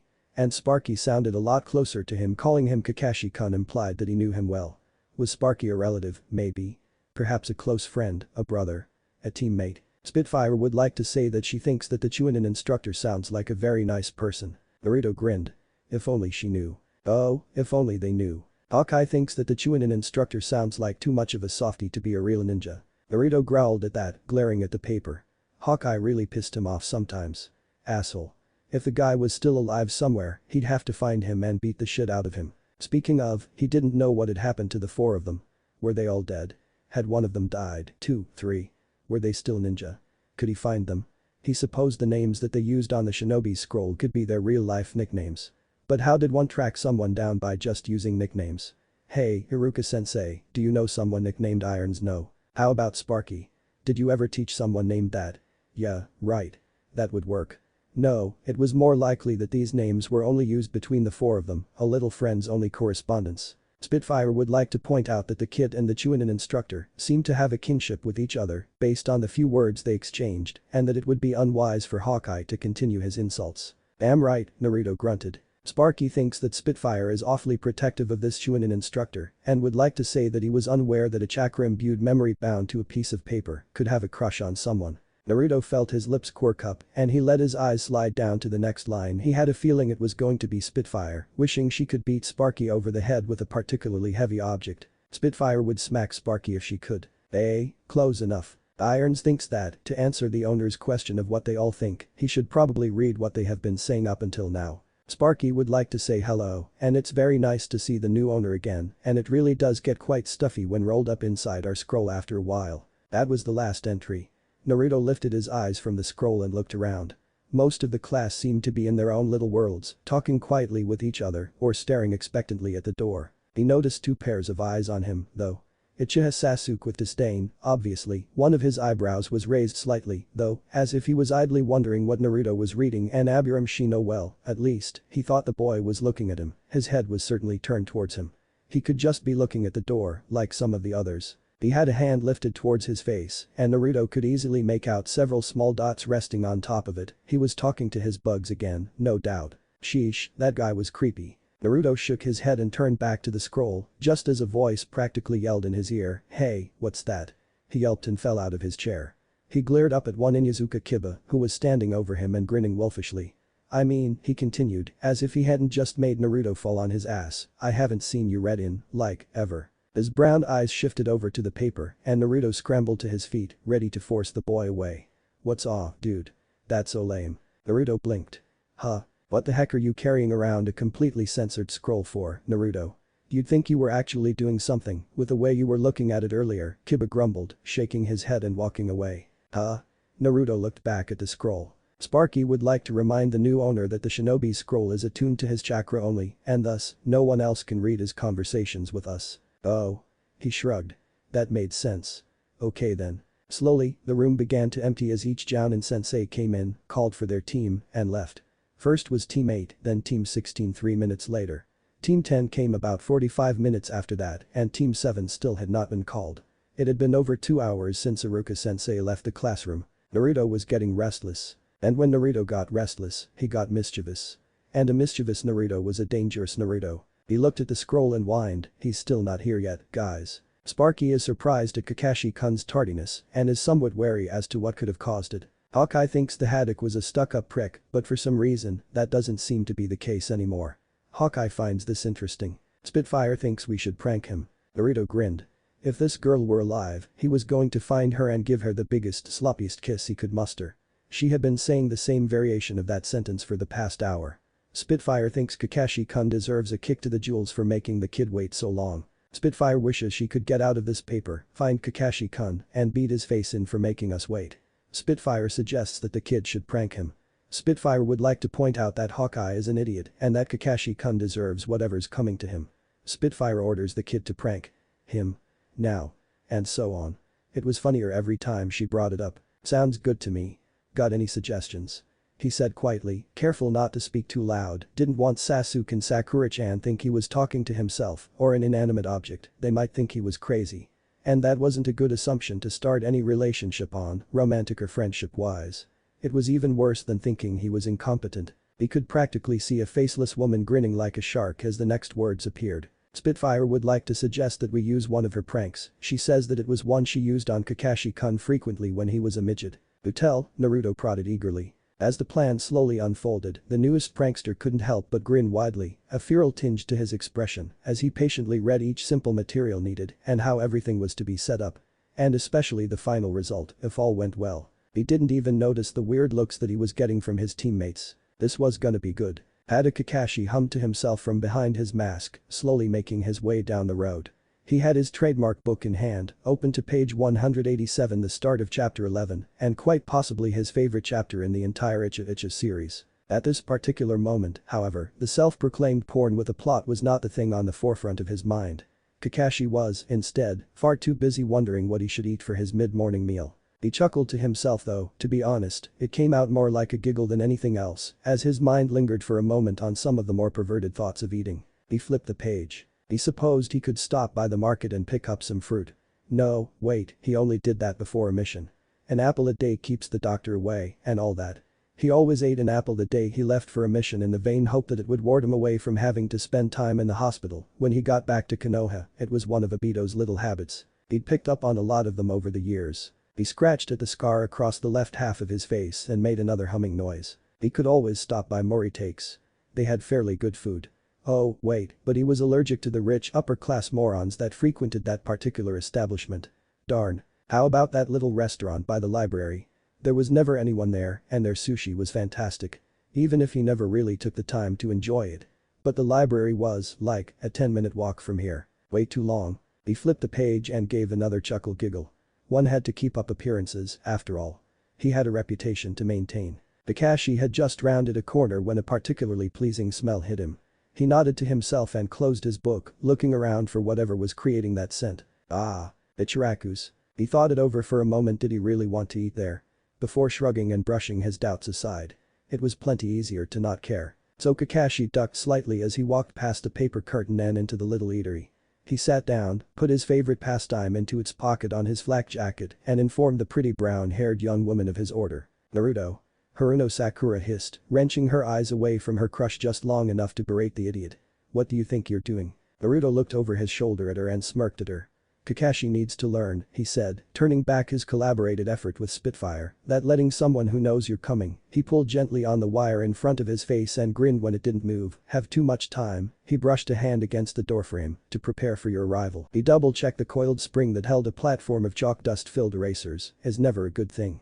He stepped back and walked over to his desk, where he unrolled his scroll and stared at it, mumbling something. Sakura seethed when he proceeded to turn his back towards her in order to focus on whatever was on that paper. How dare he?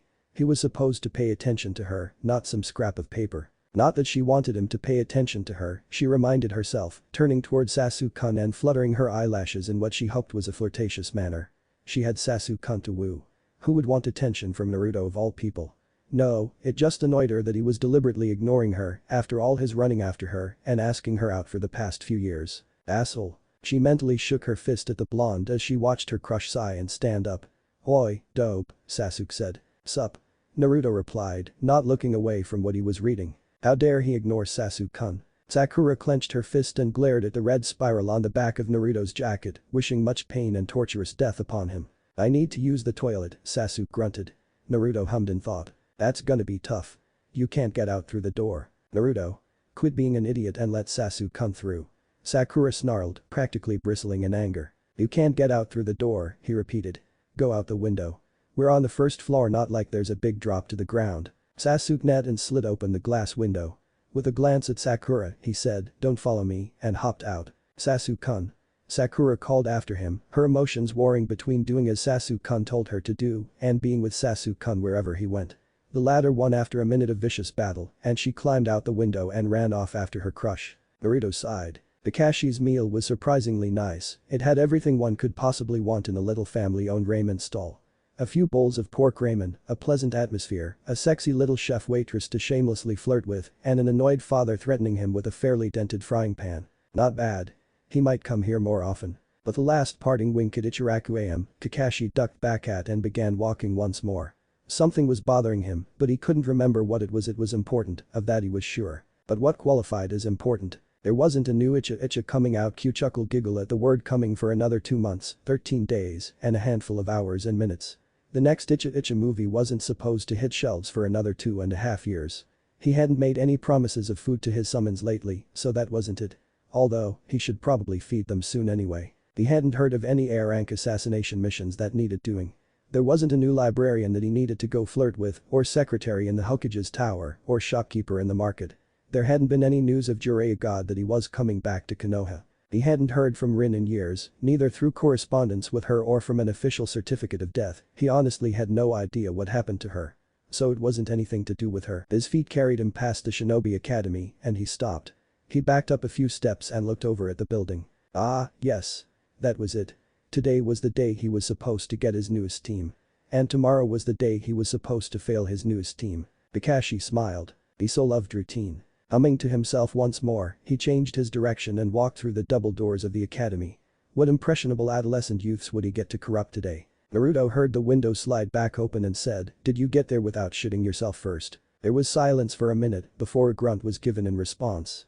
Although that may have just been the chair groaning as it was sat upon. "Sakura-chan didn't follow you into the bathroom, did she?" he joked. Silence again.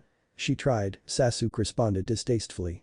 Naruto chuckled, rolled up a scroll, and turned around to face his teammate. "Sasuke-kun." Sasuke visibly cringed, something that Naruto seemed to find particularly funny, only to have him on the receiving end of the patented Uchiha glare as Sakura hopped back into the nearly empty classroom. She immediately sat down in the seat next to her crush and placed her hand shyly in her lap. Naruto huffed. Bastard. He wasn't so bad when his club was absent, but whenever they showed up, especially Sakura-chan, he was all icy glares and biting retorts. Before today, Naruto would have said that Sasuke was the person that he most wanted to beat the shit out of. Now, the Uchiha had been bumped down to number 2, something he knew would piss Sasuke off to no end if he ever told him to make room for Hokage. No one had the right to say that Iruka-sensei was too soft to be a ninja. No one. "Sakura-chan," he whined. "How long's it been since the other teams left?" "Don't call me that." She shook her fist at him. "And you know how to read a clock, figure it out yourself." She turned back to Sasuke. "Don't let him distract you from our time together, Sasuke-kun," she said quietly. Naruto looked up at the clock. Damn it. He knew how to read a digital clock. The numbers were right there, after all, like the one he had by his bed, but regular clocks were beyond him. There were no numbers on any of them. Sure, he knew a little. He knew where the long stick and the short stick needed to point for school to begin and where they needed to be for school to end. But no one had ever taught him what they meant. And don't even get him started on the really small thin stick. That one moved faster than both of the others, and he had no idea why. It sure seemed useless though. He pouted. And he would have continued pouting had something not happened at that exact moment. And was it something? Naruto saw movement out of the corner of his eye and heard a slight clatter. The door opened. The tall man with silver hair and a hit-eye over his eye stepped into the room. And Naruto couldn't keep the grin off of his face. Chaos. Kakashi wasn't completely sure what happened within the last 5 seconds. One moment, he had been sliding open the door to room 7C and stepping inside. The next thing he knew, he was in the air, strung up by standard issue ninja wire attached to both wrists and his left ankle. His chest and face were completely covered with chalk dust, and 3 very guilty erasers lay motionless on the floor. He sneezed. Something about this was familiar, too, and why couldn't he put his finger on it? Perhaps because his hands were forcibly held up in the air and he really couldn't put his finger on anything at the moment. Perhaps because the chalk dust was affecting his thinking. Perhaps because it was rather hard to try and replay in slow motion what just occurred when there is an orange-clad blonde standing in front of you, grinning like a loon. He sneezed again. The blonde stepped forward, the smile not wavering in the slightest. Why did it look so damned familiar?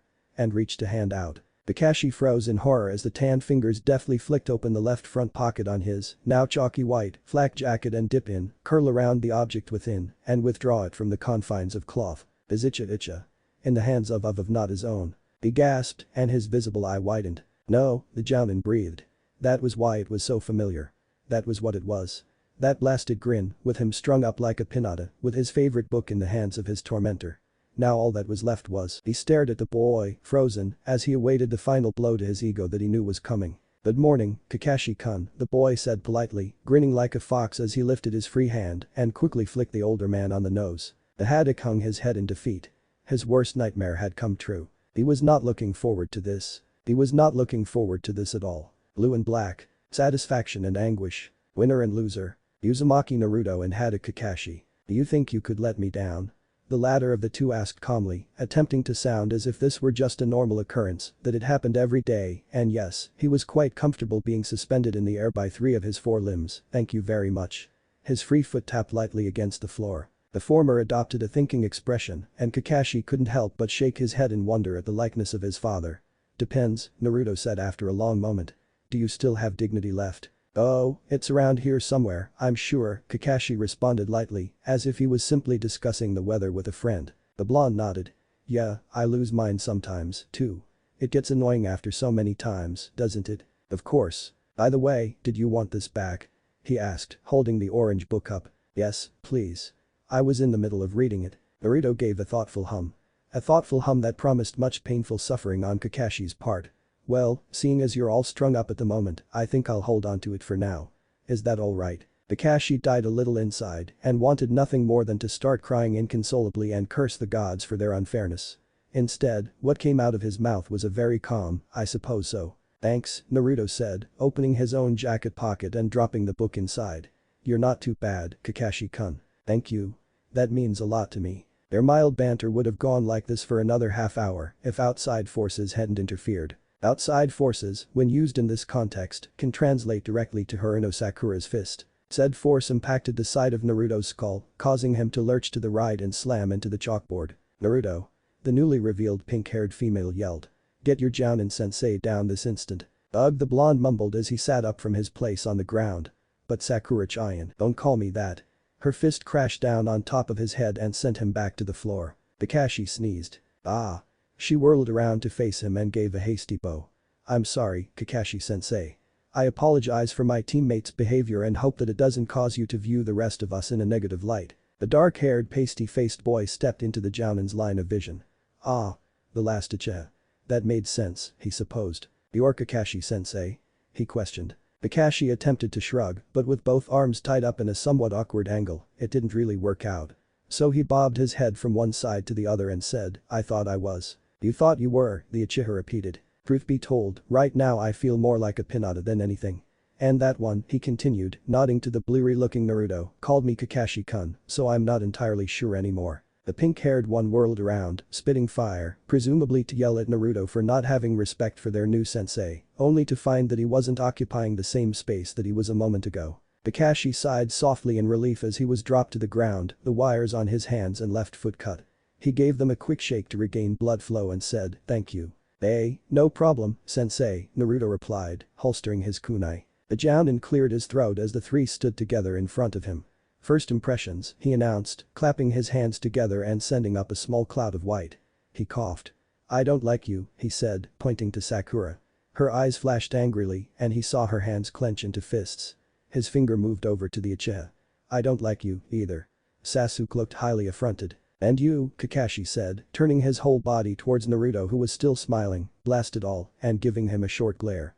I hate you with the burning passion of 1,000 suns. The grin only grew larger. Meet me on the roof, he finished shortly, before disappearing in a rush of air. When Naruto got to the roof, the silver-haired Jounin was already there, waiting. Already there, with his flak jacket and face mask completely chalk dust free, Naruto noted.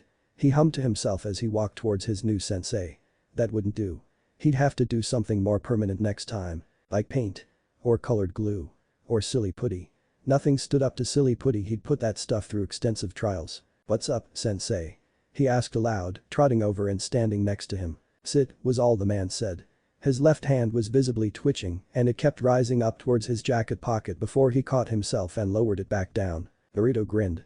Porn withdrawal. Porn with a plot withdrawal, Kakashi corrected automatically. Of course. He tilted his head to the right. It's not been 10 minutes and you're already suffering from being without your fix. Man, sensei, you need help. Kakashi glared at him. Is there a porn rehab clinic or something that you can go to? Perverts Anonymous. Anything? No. Glare. Too bad. I'm really sorry, sensei.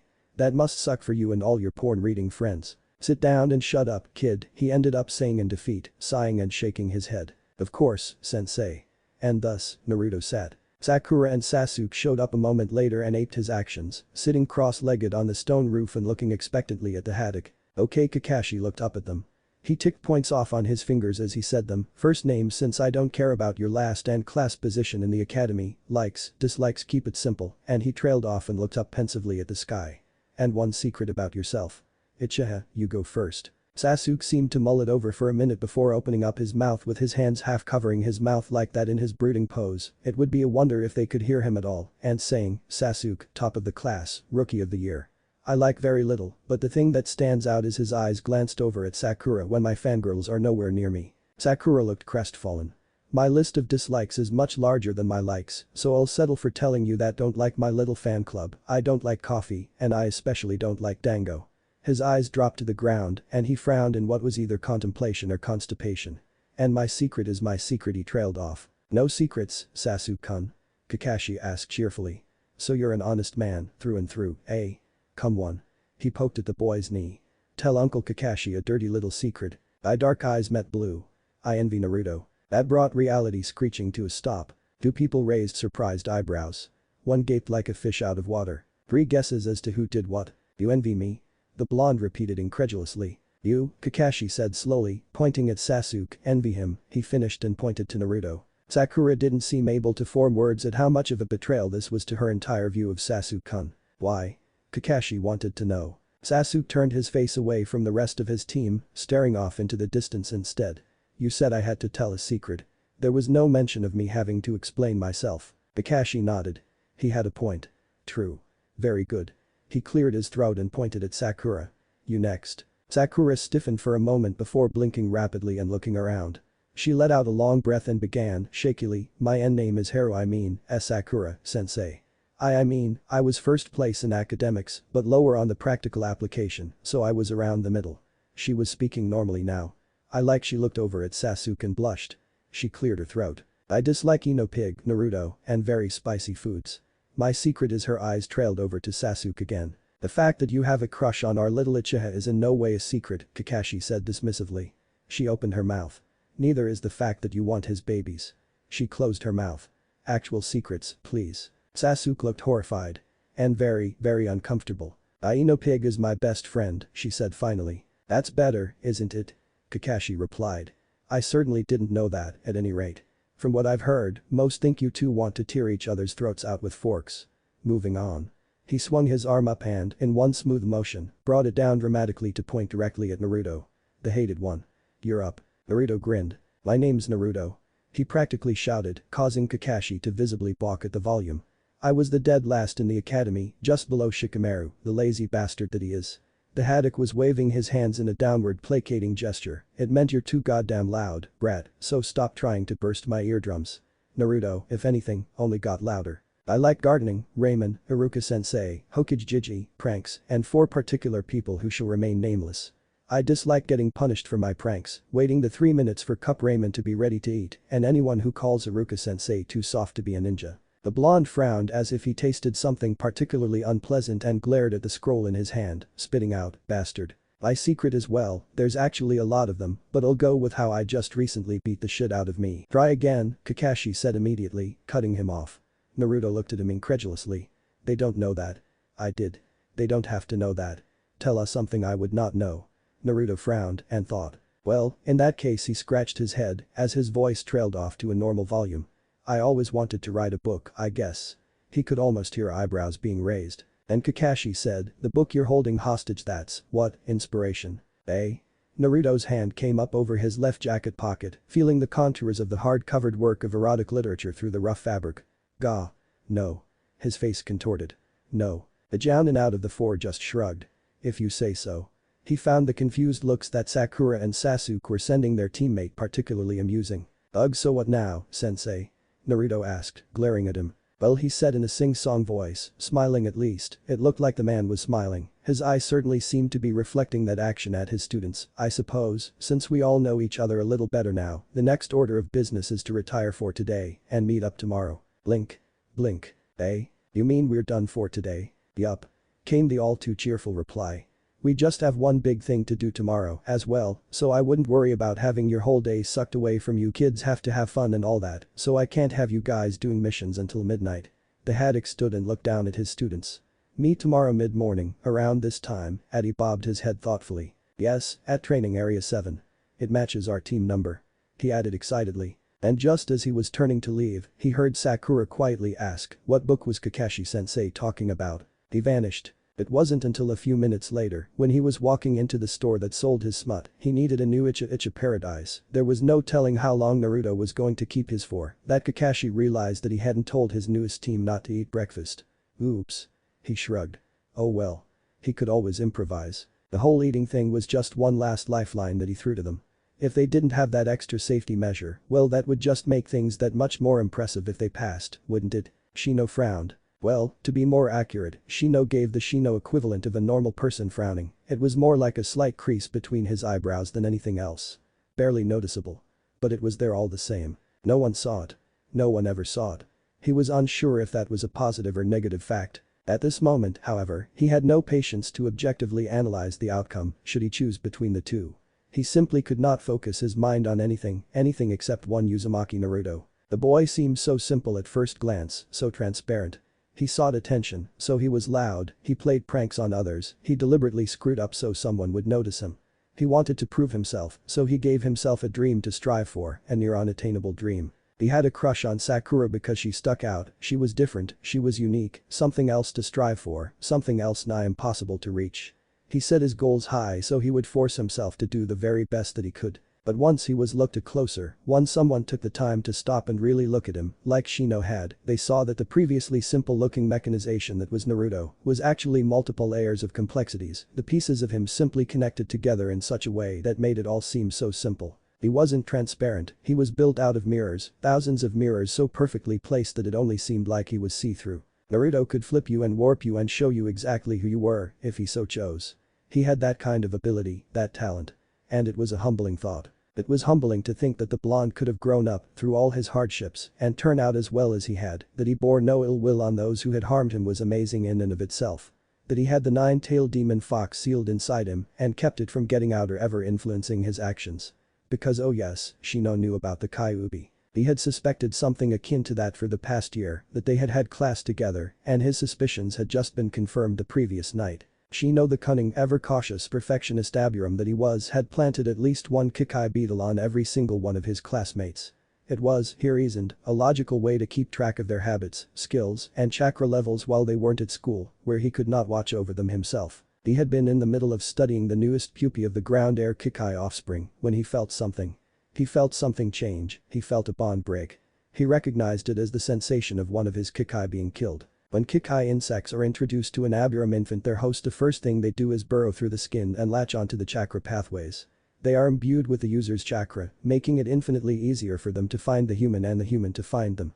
Some Aburam have stronger connections with their Kikai than others, one such Aburam being Shino. Shino had been able to feel his bond with the bugs since before he could walk.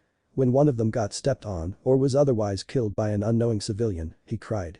He cried because he could literally feel the small bit of insect chakra break up and bind with his own before dissipating. It had been a long time since he had cried about that, since he'd cried about anything, but he knew the sensation for what it was.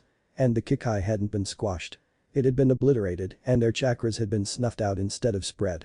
The only thing that could do that was particularly high levels of foreign chakra. It had come from the forest. It hadn't taken Shino long to disperse a small cloud of Kikai towards that area. It had, however, taken a great deal of time for them to finally come back. Almost 2 hours.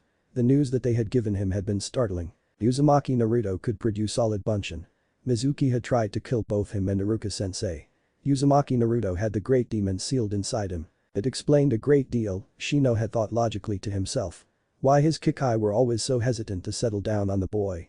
Why the boy was never even winded in their class bars, even with half of his colony feeding off of his chakra reserves. Why he never seemed to have any injury for more than a few minutes at a time. Why everyone hated him. It was because he had something inside of him that people didn't like. And they couldn't hurt or kill the being inside, so they had to settle with doing so to what was on the outside. Shino could empathize. And he knew that that was a rare thing for both Naruto and himself. The only question was what to do now. How should he approach the situation? Attempt to befriend the boy.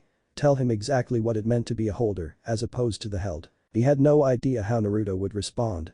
He simply could not cause a situation that he had no control over. He gave a twitch of his head equivalent to a normal person shaking their head from side to side and gave Kurenai-sensei his attention.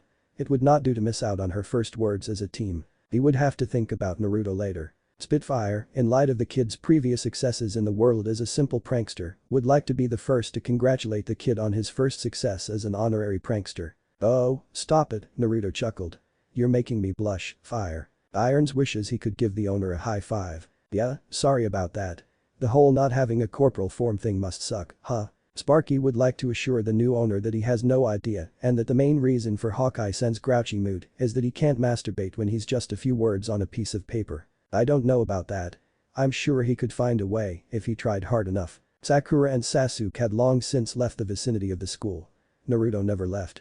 He was still sitting on top of the roof, chatting animatedly with the shinobi's scroll. He had just finished recounting some of his bigger pranks including, but not limited to, painting the Hokage monument, pouring glue into every coffee maker in the Hokage Tower and Anbu headquarters alike, blowing up the toilet seats in the academy in celebration of his 10th birthday, stealing and setting fire to every single pair of underwear that the Hyuga clan owned, and making Mitarashi Anko think that some guy named Genma had completely wiped the stores clean of any and all dango before she could make her weekly food run.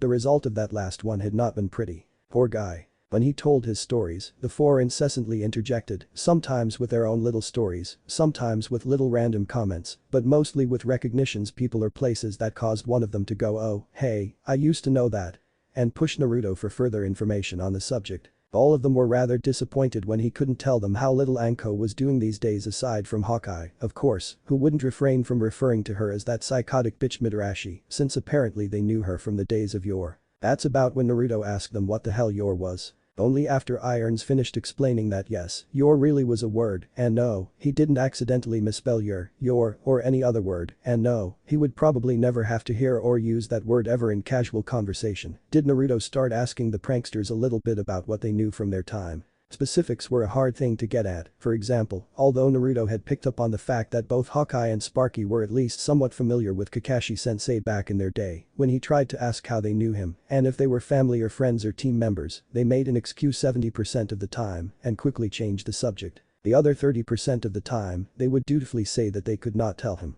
Naruto was unsure if that meant that they wouldn't tell him or that they literally couldn't tell him, compared to putting the consciousnesses of four different people onto a piece of paper that only reacted with chakra, could only be seen by the reactant, had an acute awareness of the going-ons around them, and seemed to both remember things from before they were bound and learn new information as it was presented to them. Making sure that they couldn't blurt out a few secrets seemed like it would be rather simple. If it were the latter, he was pretty sure that there was some way around it. He'd find it eventually. Sparky wonders just how one masturbates when one doesn't have any of the body parts necessary for such an event. "Well, there's always, what was it, porn with a plot," Naruto said, quoting Kakashi. "If Hawkeye wrote his own little sex scene with himself in it, that could in some messed up way count, couldn't it?" He shrugged. "Hawkeye has always felt that he could make a good porno. Spitfire longs for a fork so she could stab her non-existent eyes out." Naruto couldn't help but note that the violence, for once, was in no way directed towards him, even though he made a somewhat perverted comment. If Spitfire had been Sakura when he said that same thing, he shuddered to think of the consequences. He smiled a little. Even though Spitfire was clearly every bit as violent as his pink-haired crush, maybe all girls were like that. None of her violent tendencies, well, descriptions, rather, were ever focused upon him. They usually threatened herself or one of the other pranksters. "Oh, and Kakashi-sensei. Irons is going to puke." Immediately after that sentence appeared a large black-blue splotch of ink. Naruto made a face before chuckling a little. Sparky would like to ask the new owner why he doesn't think before he speaks. "Hey. I do too think." He childishly stuck his tongue out at the scroll. "And stop calling me new owner. I'm not new." Spitfire would like to add that he doesn't think nearly as often as he should, but Fire he whined. That the kid is also an honorary prankster and as such is in need of a name if he doesn't want to be called owner or kid for the rest of the time that he has our scroll. A name? Iron says that the owner needs a nickname like them. Spitfire, Sparky, Hawkeye, Irons, something that relates to the owner in some way, but not in such a direct way that his or her identity is obvious. I take it that that means it's the same with you guys. Sparky will answer with a definite maybe. Hawkeye concedes that with a little knowledge of their personalities and the information of their pasts that they have been allowed to share, figuring out who the pranksters were is in no way impossible. Naruto frowned. It almost sounded like Hawkeye wanted him to find out who they were.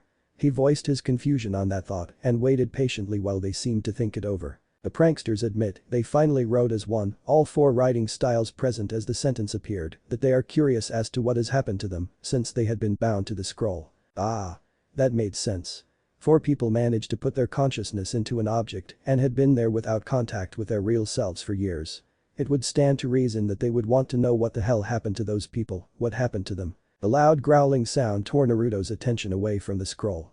He looked around warily before remembering that giant tigers tended to stay in the forest of death and did not, in fact, make a habit of prowling around on the roof of the Shinobi Academy. He relaxed for a moment before the growling made itself known once again. He looked down. Oh. That was his stomach. He mentally ticked points off. No dinner last night, no breakfast this morning, no lunch yet, and what time was it, anyway? He looked up in the sky and was confused to see it past the midpoint of the sky. Afternoon. Already. Growl. Right. Don't worry, you guys. He paused. And gal, he added as an afterthought. It might take a while, but I'll figure out what happened to you. I would have done it even if you hadn't asked. I'm just as curious as you are. There was no reply, but Naruto had the strangest sense that they were pleased with his response. He gave them a small smile and said, "Come on. I want to get some lunch." It only took him a few minutes to slam into his regular seat at Ichiraku's, the words 2 beef, 1 shrimp, 1 pork leaving his mouth before he stopped moving. AM and her father didn't even react as the orange blur hit the wooden seat and counter with a loud crack. It had happened far too often in the last half-decade for them to be surprised anymore. "Hey, Naruto," AM said, smiling at him as he bounced up and down in over-the-top anticipation. "Hey, kid," her father grunted, his back to the blonde as he started up the order. "Hi. Okay, so, I just got my new genin team. It's really cool. I got Sakura-chan and the bastard, and I got a new sensei too, though he's kind of a lazy punk. He's really tall, though, and he has a lot of gray hair. It stands up straight, but it didn't look like he gelled it or anything. So I guess his hair is just naturally freaky like that and wears a mask over the bottom half of his face and his headband over one of his eyes, so you really can't see anything but one of his eyes," Naruto was saying rapidly, chattering on and waving his arms around in wild hand gestures, oblivious to the atmosphere as it got more and more tense the more he described this sensei. Ichiraku was shooting annoyed looks at AM as his hands worked faster and more wild with each word Naruto said, "And he was really late meeting with us, so I set up a prank for him in the school, and when he was strung up like a piece of meat, I stole the porn book out of his pocket." Ichiraku was now downright glaring at his daughter and humiliated him a bit. "Naruto. And I don't think he likes me too much because of it, but that's perfectly." "Naruto," AM repeated. "Okay, because he doesn't have to like me to teach me, right?" "Yes. Naruto," AM said quickly after her agreement in order to keep Naruto from continuing from where he stopped. "Didn't you say to me yesterday morning that if you graduated, you were supposed to meet at the academy at 7:30 and get your teams picked out then?" "Yeah," Naruto said at a more sedate pace, but our Jounin sensei AM pointedly ignored her father's disapproving glare. "Was really late, like, over 2 hours late. So what did you do for the other 3-4 hours after that, then?" Naruto smiled. "I was hanging out with some friends." "Your team?"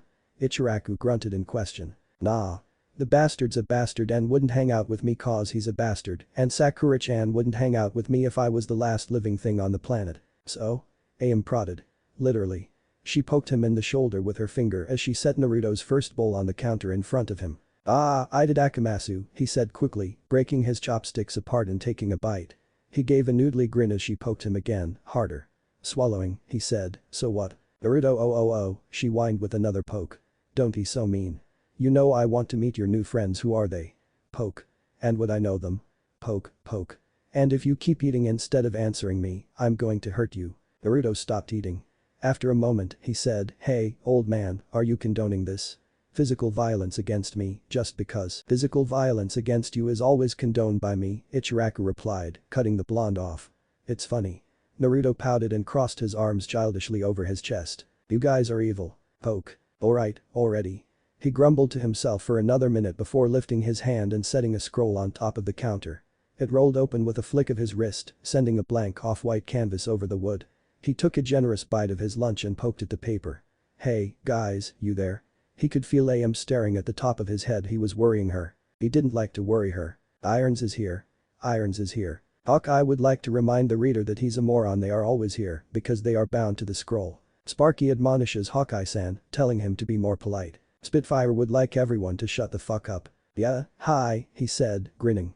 "I was just wondering, is there a way that I can let other people see you guys?" Hawkeye would like to know why exactly the reader would want other people to be able to see what we say. Sparky admonishes Hawkeye-san once more, telling him that the owner is friends with the ones that he is talking to and wishes to introduce us friends to friends. Hawkeye thinks that is a horrid idea and is appalled at being referred to as one of the reader's so-called friends. Irons thinks that it is rather lucky that what Hawkeye team thinks doesn't matter in the least. Naruto.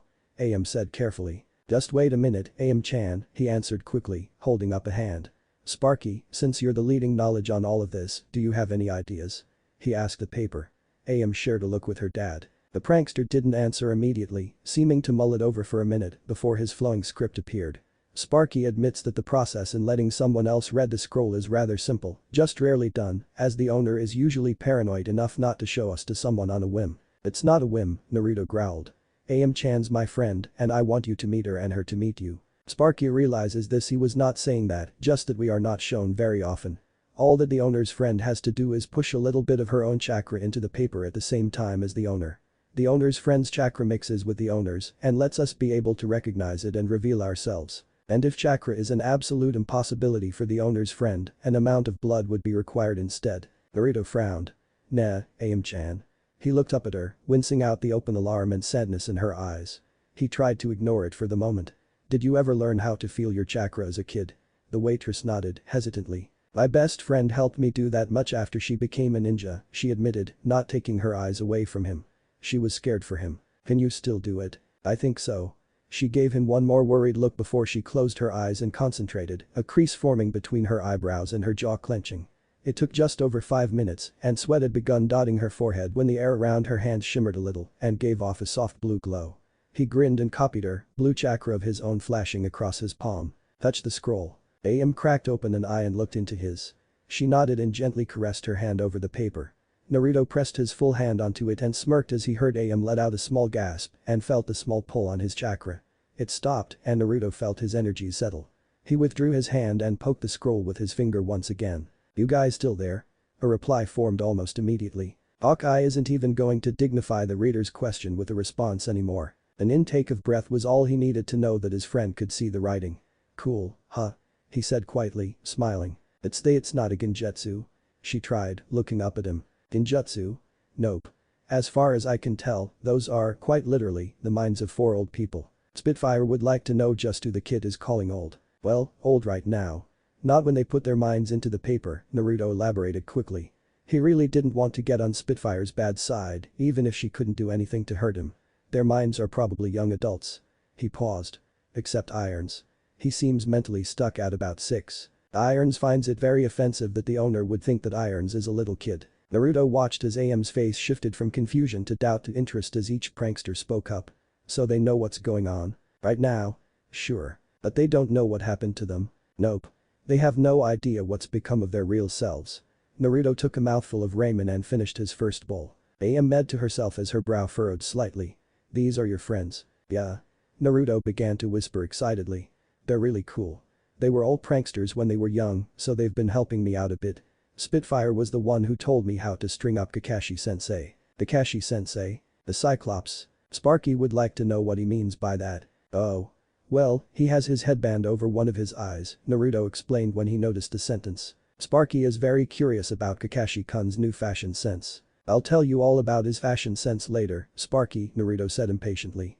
I gotta introduce you guys to AM-chan first. He took a bite of his next helping of ramen. AM-chan, I want you to meet my friends, the pranksters of Konoha. Sparky, Spitfire, Hawkeye, and Irons. Guys, this is AM-chan, he introduced with flourish, pointing to each party as he spoke. Spitfire would like to say that it is very nice to meet the kid's friend AM and says that she should try to ignore whatever Hawkeye says. Hawkeye has nothing to say. Irons thinks that that is a relief to everyone here. AM laughed under her breath. Are they always like this? What, ganging up on Hawkeye? Yeah.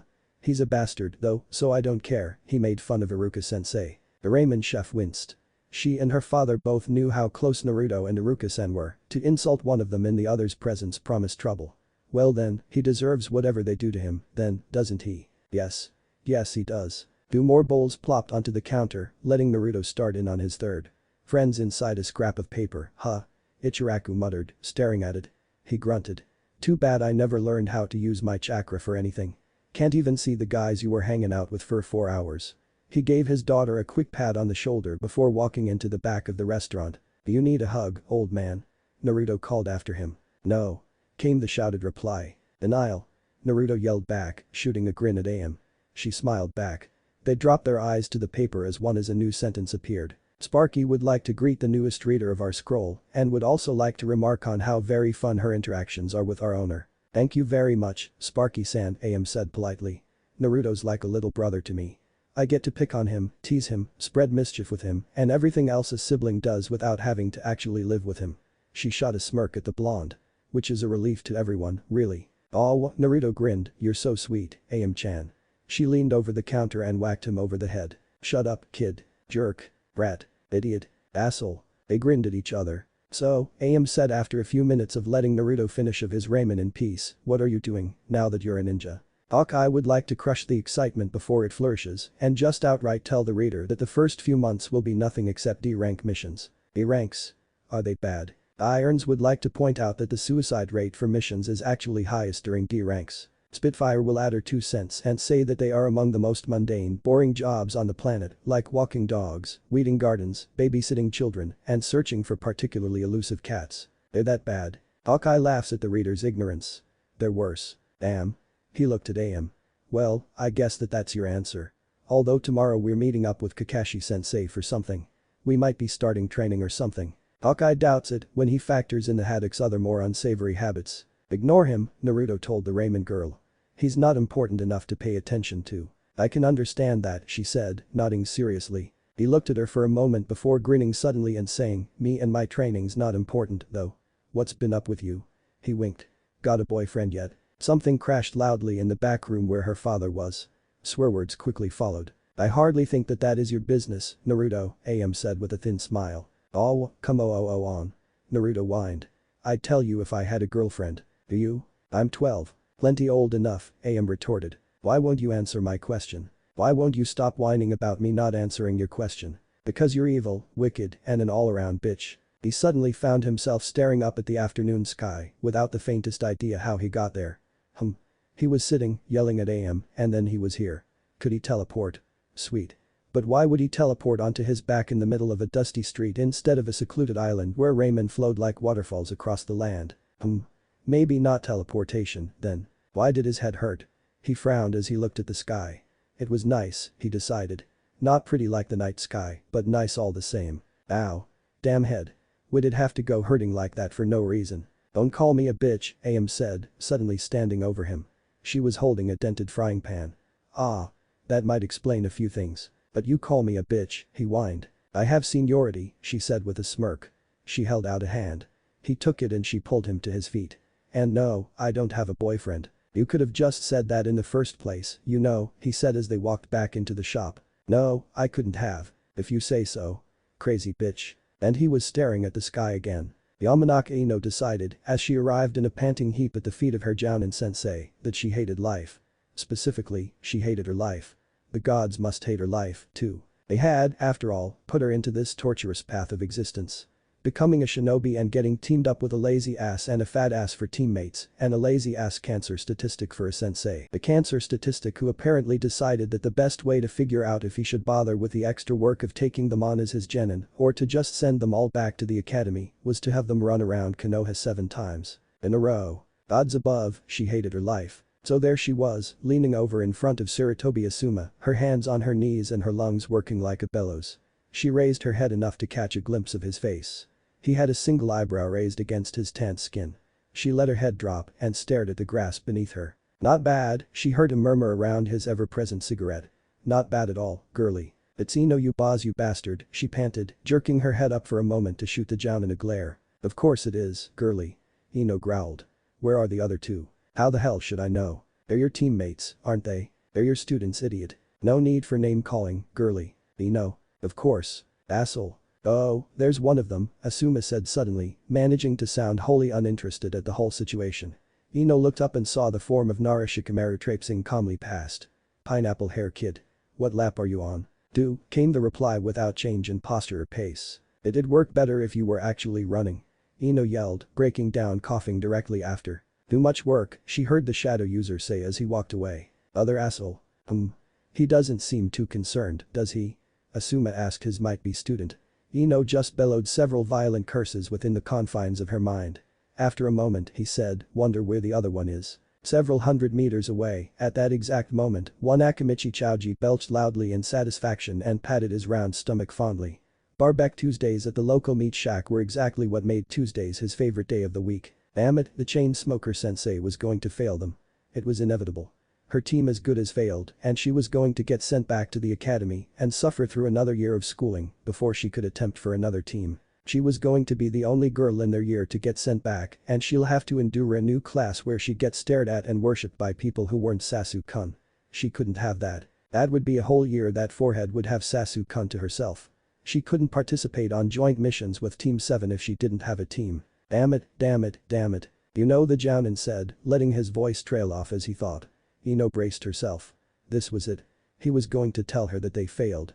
She was going to have to tell Shika and Jiaoji that they were refused a team because he was too lazy and he was too gluttonous. She'd have to kill the more annoying one, although, since at this point she was unsure as to which one that was, she might have to kill both of them.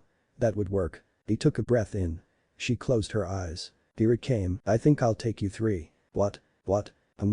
Ino looked up to see Asuma and apparently, as of this moment, Asuma-sensei looking back down at her, his eyebrow raised again. He didn't even blink when the downward tilt of his head caused his cigarette smoke to drift up and swirl over his eyes. What? Ino repeated, feeling more than just a little foolish. You guys pass, the Sarutobi replied simply. The Yamanaka stared at him blankly for another full minute. Be sure to tell the other 2 when they finish. Wherever they are. He slipped the cancer stick from his lips and looked at it thoughtfully. I want my new team to meet me by the Hokage Memorial tomorrow at about 1 in the afternoon. I like to sleep in. And be sure to bring a bit of food with, cause I plan on keeping you guys there through chow. Good? He asked as he screwed the cigarette back in place. Ino nodded, slowly, still digesting the fact that her and the other 2 had passed, despite their major flaws. I guess she mumbled. Good. Catch you then. She could only blink rapidly as he walked away. What the hell just happened? What do you guys think I should have for dinner? Naruto asked as he loudly opened and closed several of his mostly empty cupboards. Several hours had passed since he frequented Ichiraku's, and the boy found himself plagued by hunger once more. And hunger, like so many other things, could be solved by one thing in particular. Beef ramen, pork ramen, shrimp ramen, or chicken ramen. Okay, so one thing in general. Hokage says none of it and that the reader should starve himself and die. Iron says the shrimp definitely. Sparky says that the owner should forget ramen and go get some yakitori. Spitfire says 3 of every single goddamn one of them. Fire, you genius. Naruto crowed as he proceeded to do exactly that. He snatched up 3 cups of beef, pork, shrimp, and chicken ramen and savagely began tearing off lids and pouring boiling water inside. And screw you, Sparky, you heathen, he called over his shoulder as he set the lids back on the styrofoam cups. Hawkeye, you can go die. He poured the little water he had left out into the sink. And Irons you just have to try harder. Your heart wasn't into the ramen.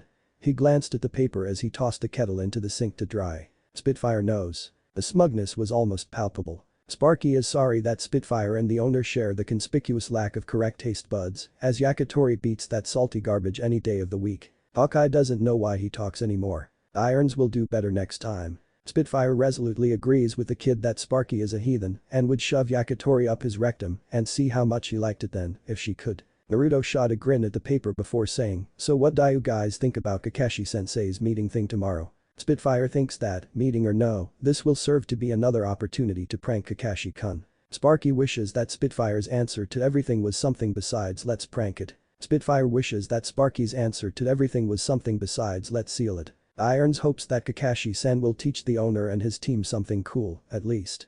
If not, though, Irons is open to Spitfire-san's suggestion. Yeah, he better, the blonde agreed, grinning at the second sentence of Irons. It would be totally lame if we got there and he told us something stupid, like you'll be starting your missions tomorrow or some other pointless announcement. He scratched his head. So, I've been wondering. Hawkeye must say that he is not surprised, as the reader tends to wonder a lot more than he tends to think. Bastard, Naruto said as he grabbed the nearest cup and took a large bite of shrimp ramen. No, but I've been wondering. Is writing what you guys say the only thing you can do? Or can you draw things on the paper too, like, if I wanted a map of Konoha, he said, waving his chopsticks around in thought, could you make that? Almost immediately, lines began to spring up from the paper, connecting and curling to create a simple noose. But then more things were added. A leg in the noose connected to a body, arms, and a head ants on the rope, what looked like copious amounts of either grape jelly or hot fudge, and a variety of dogs barking up at the figure. Writing began to appear next to the pictures, in Iron's handwriting, saying things like fire ants not regular, at least 3 quarts of melted, unsweetened chocolate, and small dogs annoy victim the most. Irons assumes that this answers the owner's question. Quite, Naruto affirmed. He looked critically at the drawing as he drained the last of the noodles from his cup. "What is this little trap made to achieve?" he asked. He grabbed another cup and wolfed it down. Iron says that it really wasn't made for anything specific, just to be mildly annoying. "Well, that's boring," Naruto huffed. "You got anything better, Irons?" "I want to have some ideas for Kakashi-sensei tomorrow." Irons would like little better than sharing every single one of his pranks with the owner, but he believes that the owner should think up a prank of this magnitude on his own. Naruto scratched the back of his head in an embarrassed gesture. "True," he said, grinning sheepishly. "Sorry about that, guys.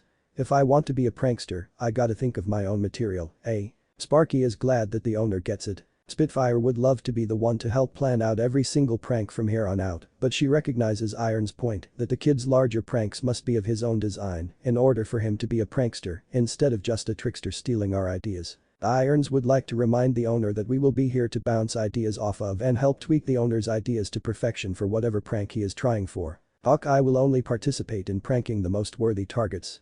Anyone who has not personally wronged the reader in a particularly large way will not even be considered by him. Naruto blinked. Twice. He stared at the scroll with something akin to shock as his hand snuck towards another container of ramen. "Dude. Did Hawkeye just stand up for me?" He raised an eyebrow. "Dude, guys, Hawkeye has a man crush on me. You. So much you," he said, giving a pantomime gag. He took the opportunity to stuff more noodles into his open mouth. "Beef." Sparky would like to say that they all have to stand up for the owner in some way, mostly through pranking those who wrong the owner. Hawkeye-sense simply raises the bar on who deserves it. "Sparky, quit ruining my fun." Sparky apologizes for whatever he did now. Apology accepted. For now. Pork, Naruto mumbled through his newest mouthful. "Okay, let's see here, I'll only prank him if he's late again. The man needs to learn the lesson of being on time for events that he himself plans." Irons would like to know how much time must pass until he qualifies as late. "Well, he said around the time he first met with us, which was around 9, so anything after 10 is fair game, I think." He chewed his ramen thoughtfully. "I have a few starting ideas, but they can't get off the ground without knowing what kind of place training ground 7 was it is." He glanced at the scroll, where a few of them affirmed the training area number. "I'll need to go there after dinner and scope the place out." Sparky speaks for all the pranksters when he wonders exactly what the owner has planned out. Now, Sparky," Naruto said with a mischievous grin. "What fun would I get to have if I just told you?" "There you go, laughing Phoenix. Happy. The shinobi scroll can indeed be a map. And it will be able to show people on it based on their chakra signatures. But that will come with time. Be patient. If there are any spelling grammar errors or information errors, such as names, places, etc. wrong, do try to tell me about it." Not a whole lot to say about this chapter. Naruto is holding Kakashi's porn hostage, something that will become useful later, obviously, and no, there is no plan for me to have him read it and become a pervert and Sasuke envies Naruto. This will be built on later. Not in the next chapter. Or the one after that. Maybe the one after that. But, anyway, envying Naruto. If you can't muddle through it and figure out why in the 19 layers of hell Sasuke would ever envy Naruto, then you should just go, really. Likewise, Sasuke being obstinately anti-Dango will be built on later. That is going to be so much fun to write. I need Anko to appear a little earlier, anyway. I have one question. Is it just me that, when Kakashi says I certainly didn't know that, at any rate, hears those words being voiced by Hularia's Gregory House? Because I do. And it's really kinda creepy to me. Anyway, still not to the bell test. Not in the next chapter, either. Or the one after that. Maybe the one after that one, though. Maybe. Depends on what random shit I throw in between. No, in the next chapter, we get to see some of Naruto's labor pay off in the form of traps and shit strewn all over training ground 7. And we get to see Iruka sensei again. Shino is a badass. He'll be turning up a lot. Tenten'll come in a few chapters. I got her planned out. Roughly. I'm thinking of making her a vital friend to Naruto, because seriously, who better to help prank people than someone whose accuracy is 10 for 10, ha. Ha. Ha. Oh, I kill myself. Or 100 for 100. Yeah. It helps that she's awesome. And there will not be any romantic relations between her and Naruto, for those who just let out a shout for joy. No pairings in this story, I believe I've said this before. For those of you who are vying for a Naruto x Hinata fic, sorry. She'll show up a little, but nothing huge. She's been off my fave pairing list for a while, now. I've started writing future snippets, so I am now planning things out. We'll have to see if that leads to this story's demise, though it usually does. Because I get so hung up on those future scenes that I try to connect them with more planning and thinking, and I can't just write when I do that. So, I'll try and watch myself. There's nothing concrete yet, so that's a good sign. It's mostly just 1 or 2 memo book pages of scraps of conversation, stuff like that. But I digress. Doodles. He opened a heavy eyelid and looked blearily around the room. It was dark. That meant he winced as a sharp pain shot through his head. That meant that it was night or there were no windows. Or there were windows and they were covered. He gave himself a mental pat on the back and sluggishly lifted his arms, moving them beneath him and pushing himself up into an almost sitting position. He was on something squishy. A mattress. It could be a mattress. He looked left and he looked right. Well, there was one spot to his left that could be a wall, assuming he was in a vertical position at this time with a window, as it seemed a little bit lighter than the other surrounding darkness. So a bedroom? That could make sense, with a mattress. He swung his legs to his left and was pleased to find that they didn't slam into anything that could have caused him pain. He didn't really like pain. Pain usually hurt. His head hurt. Damn. He groped at nothing as he struggled to his feet, stumbling forward and nearly crashing into the could-be a wall with a window. Why the fuck did his head hurt so much? His blind fingers touched the surface in front of him as he used it to balance, forcing his legs to stop shaking. It sure felt like it could be a wall. He traced his hands across the surface and they stopped on some sort of fabric. His throat tightened involuntarily. He couldn't say he liked it either. It hurt. Like his head. He curled his hands around the fabric and yanked and yelled out, stumbling back as sunlight burst into the room. Fuck. He tripped over something and he landed on the floor in a sprawling heap. His head rapped hard against the floor and it throbbed even worse. It felt like damn it, he didn't even know what it felt like. It hurt, goddammit. He slowly clambered back up to his feet, keeping his stinging eyes firmly shut and walking away from the source of light. He tried to remember what the hell he did last night or the day before that. Or the day before that. He couldn't really recall. He was pretty sure of his name, though. Rookie Sushi or something like that. His throat constricted again and he felt his way where he thought a toilet was. He didn't like the feeling that was rising in his chest. It felt like, oh. He felt tiling against his hands and feet and swore loudly when the toes of his right foot smashed into a large piece of porcelain. He pried open an eye and took a quick glimpse down. Ah, the toilet. His esophagus burned. His head throbbed. The back of his eyes stung. He really should stop drinking so much. Ryuji Suman fell to his knees, leaned forward, and promptly threw up into his toilet. At the same time, in the apartment across the hall, a man bearing a somewhat similar countenance to Team 16's Jounin-sensei was busy filling his mouth with rice. He rolled his eyes as the sounds accompanying the act of vomiting, loud grunts, groans, heaves, and the almost constant splashing of water, followed by numerous toilet flushes, reached his ears. "Idiot," the man's brother muttered in between bites. "That's what you fucking get for going drinking with Mitarashi Anko, of all people." He scowled as he took another mouthful of rice. He really hated being so stingy with his money, sometimes. Rice got positively revolting after 2 weeks of nothing but. He glanced over at the clock sitting on the counter in front of him. 8:59. With one of his chopsticks held between his teeth, he closed his eyes and growled out a curse, then another and another, over and over again, until it became a mantra of swear words. At precisely 9 a.m., the third floor of the Rising Sun apartment complex erupted in a cacophony of high-pitched moans, masculine grunts, and the repeated slapping of flesh against flesh. Ryuji bit clean through the wooden stick as he knocked his chair over and stepped to his door. Already, he could hear his neighbors running out of their rooms and yelling towards room 322. He opened his own door to join them. Sucking in a large breath, he erupted, growing louder with each word. "Damn it, you one-eyed porn-reading fucktard. Change your goddamn alarm." Within the confines of the previously mentioned room 322, and relatively safe from his hecklers, had a Kakashi lazily opened both eyes.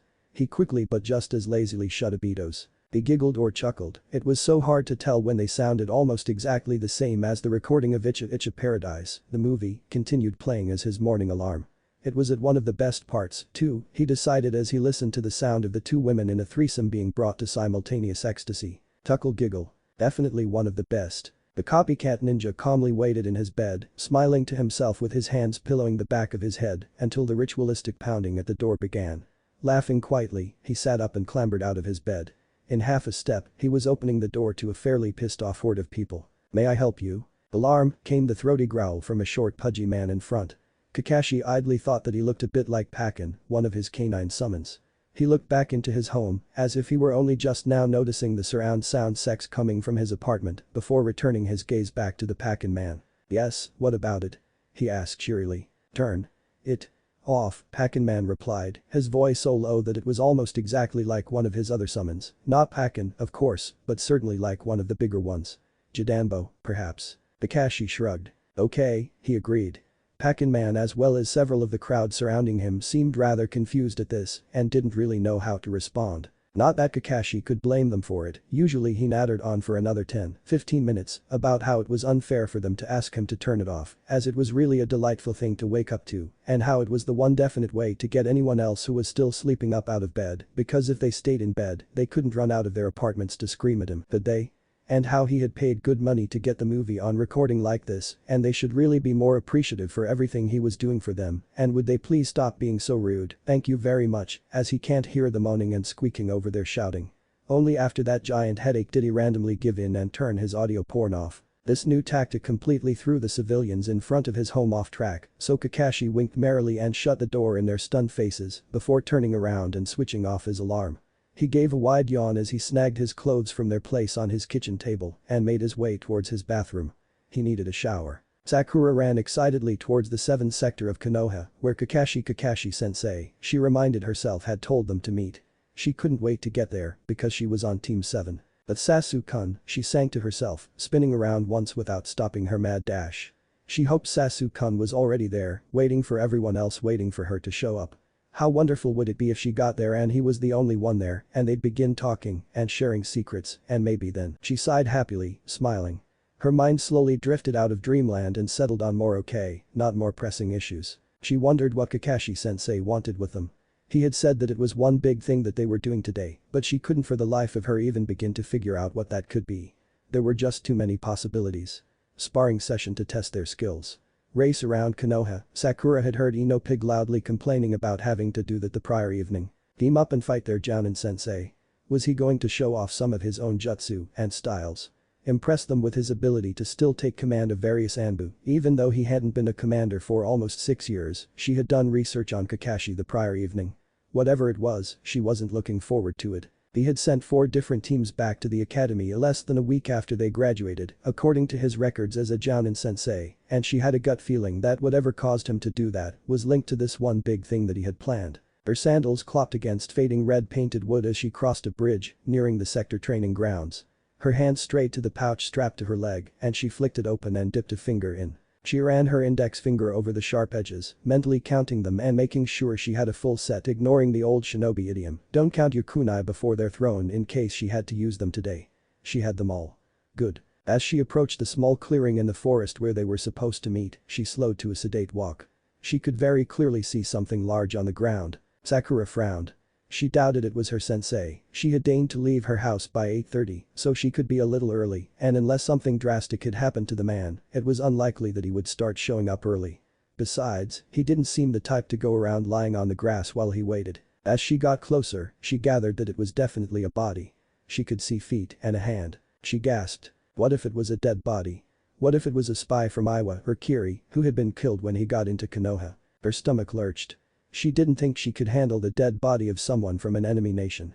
Scratch that, she didn't think she could handle a dead body, period. There appeared to be a large scroll draped over where its face should be. She walked faster, and it wasn't until she was a few meters away from the body that she recognized the color pants that the body was wearing. Orange. When her mind processed that information, she let out a feral growl. Naruto. How dare he make her inadvertently worry about him like that? She had just started advancing towards him, fists clenched and prepared to start swinging, when a question trickled into her thoughts. What exactly was he doing here, already at training ground 7, his orange jacket missing, lying underneath a scroll? She mentally frowned and closed the distance between them. The first thing she noticed when she stood next to him was the dirt, paint, tears, and small splotches of blood decorating the tough fabric that was the bottom half of his traditional uniform. The second was that he was missing one of his sandals, along with the sock from the same foot. The third was that one of his hands was clutching the scroll tightly, and the portion that was unrolled and fell over his face was completely blacked out with ink. Fourth was that, according to his rhythmic breathing, he was asleep. And the last thing she picked up on was not on her teammate, but rather on the area surrounding him. The grass was covered in deep ruts, holes were dug a hand space deep, in some places the grass looked burned, some looked torn up, and some spaces seemed to have just exploded upward based on the patterns the dirt around the created holes made. Her brow furrowed slightly. Just what was he doing out here? Her eyes flicked to the trees surrounding the clearing and narrowed slightly when she saw deep gouges, footprints, cracks, and burn marks peppering their bark. Training. She laughed loudly inside. Naruto training. That was, quite possibly, one of the last things he would do. So he was just destroying the place they were going to use for their one big thing. Why? What was the purpose? Maybe there was no purpose, she said to herself. It would certainly fit Naruto wrecking something, making it ugly, in a poor attempt to be funny. Sakura. Her heart leapt to her throat and she quickly whirled around, putting all thoughts of the blonde-haired idiot out of her mind. At this moment, there was only Sasuke-kun. She smiled brightly, her cheeks reddening. Her crush looked her in the eye, she only blushed further. How are you this morning? The Uchiha was silent for a minute before grunting out, tired. He raised a dark eyebrow and she saw his eyes flicker over her shoulder, where Naruto was clearly visible. Sakura tried not to scream at the unfairness of it all, she was the one talking to him, paying attention to him, she should be the one he was looking at. Is the idiot sleeping? He managed to say it as if it were a statement rather than a question. Yes, Sasuke-kun. She replied and then tried to steer the conversation away from the blonde. I wasn't expecting you this early, Sasuke-kun. He ignored her. He was here before you. Again, he managed to deliver it like he was saying it and there was not a question mark at the end of that sentence, thank you very much. Sakura mentally sighed and gave in. Yes, Sasuke-kun, she said, a little subdued, but keeping a smile on her face and cheer in her voice. Sasuke grunted and walked around her. He reached Naruto, smirked, and lashed out with his leg, catching the Academy's dead last in the ribs and flinging him back half a meter. Bed up, dope, the smug genin said as the newly awakened genin let out a yelp of surprise and pain. Naruto was on his feet faster than one would have expected. Bastard, he spat, rubbing his side. He had dark shadows around his eyes and dirt smudged across his cheek. His white undershirt just where was his orange jacket was in roughly the same condition as his pants. Cut up, dirtied, disgusting. His battered hit-8 hung awkwardly from his neck, the leaf symbol barely visible through the smear of mud and what looked like ash. Walking forward toward Sasuke, past Sasuke, Naruto picked up the larger-than-normal scroll that had been formerly spread across his head and tapped the wooden hold. It flashed blue and suddenly there was no more loose paper. What are you guys doing here? He asked with a yawn, running a hand through his hair. Sensei. Meeting. Training ground 7. Getting through to you yet, dope? Naruto blinked. Oh. Yeah. He grinned sheepishly. That. You forgot. Sakura hissed. Naruto jumped when he realized that she was there, his attention having been fixed on Sasuke for the last few moments. Oh, hey Sakura-chan, he said with a huge smile. And it wasn't my fault. Honest. His pink-haired teammate just sighed irritably and shook her head before fixing him with a glare and saying, what exactly were you doing here, Naruto? Your clothes, your face, the training ground. You practically destroyed the entire place, she huffed. What were you doing? Naruto's smile slid into a smirk. Well, Naruto had decided, while he was finishing up his dinner, that he was going to prank the hell out of Kakashi-sensei, no matter if he was late or not. He and the pranksters had discussed the possibilities of the one big thing for about an hour, before deciding that it was most likely some test to check their skill levels, probably a 3-on-1 spar session, or something similar. When it turned to that point in the conversation, he decided that he'd just layer the place and tricks and traps to try and snare the jounin in the coming day. So, a little while later, he found himself crouching in the clearing of training ground 7, lifting a kunai to a taut rope.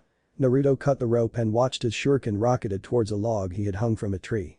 One struck it, digging into the brown and white speckled wood, and sent it wheeling around, causing the other weapons to miss it entirely. Damn it, the blonde cursed. The almighty power of the log simply did not work when he wasn't in the middle of a battle. And he couldn't plan and set all these traps without a target to aim at, not with so many. On a small scale, in a smaller space. Absolutely, he could do it. He could approximate trajectories well enough with just a little thought, and that worked fine when you wanted someone to open their door and get hit in the face with a balloon full of paint. But with something that encompassed as huge an area as he was trying for here, approximations wouldn't cut it. He wanted traps to set off traps, and for that he needed exact. He needed to know how one would react, how one's body would naturally move to avoid something flying at them, and factor that information into his plan. He cut down the log and let it fall to the earth. He sat down on it and adopted his thinking very hard pose. He needed a real person to help him out, to move and get hit and point things out as he adjusted and adapted. Multiple people would be better, though.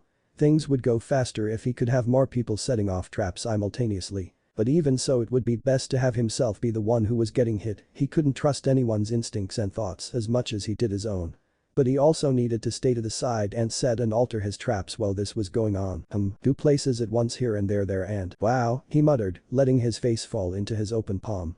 Just wow. Why the hell did it take him that long? Sure, it wasn't even a minute, but still, it certainly made him feel like the dead last that he was.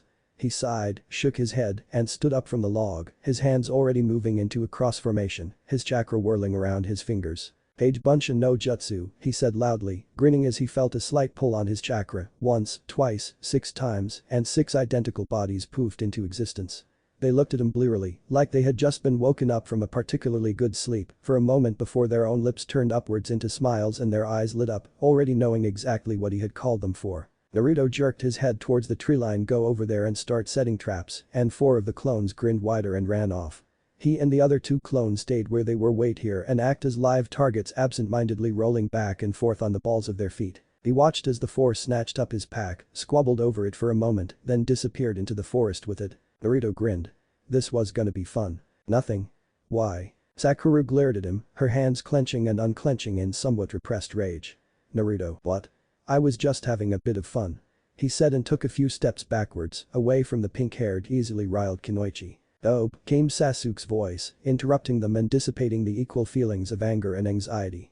Naruto looked over at him and saw him towing the scroll on the ground. What's this? That, Sasuke the Uchiha glared at him, is called a scroll.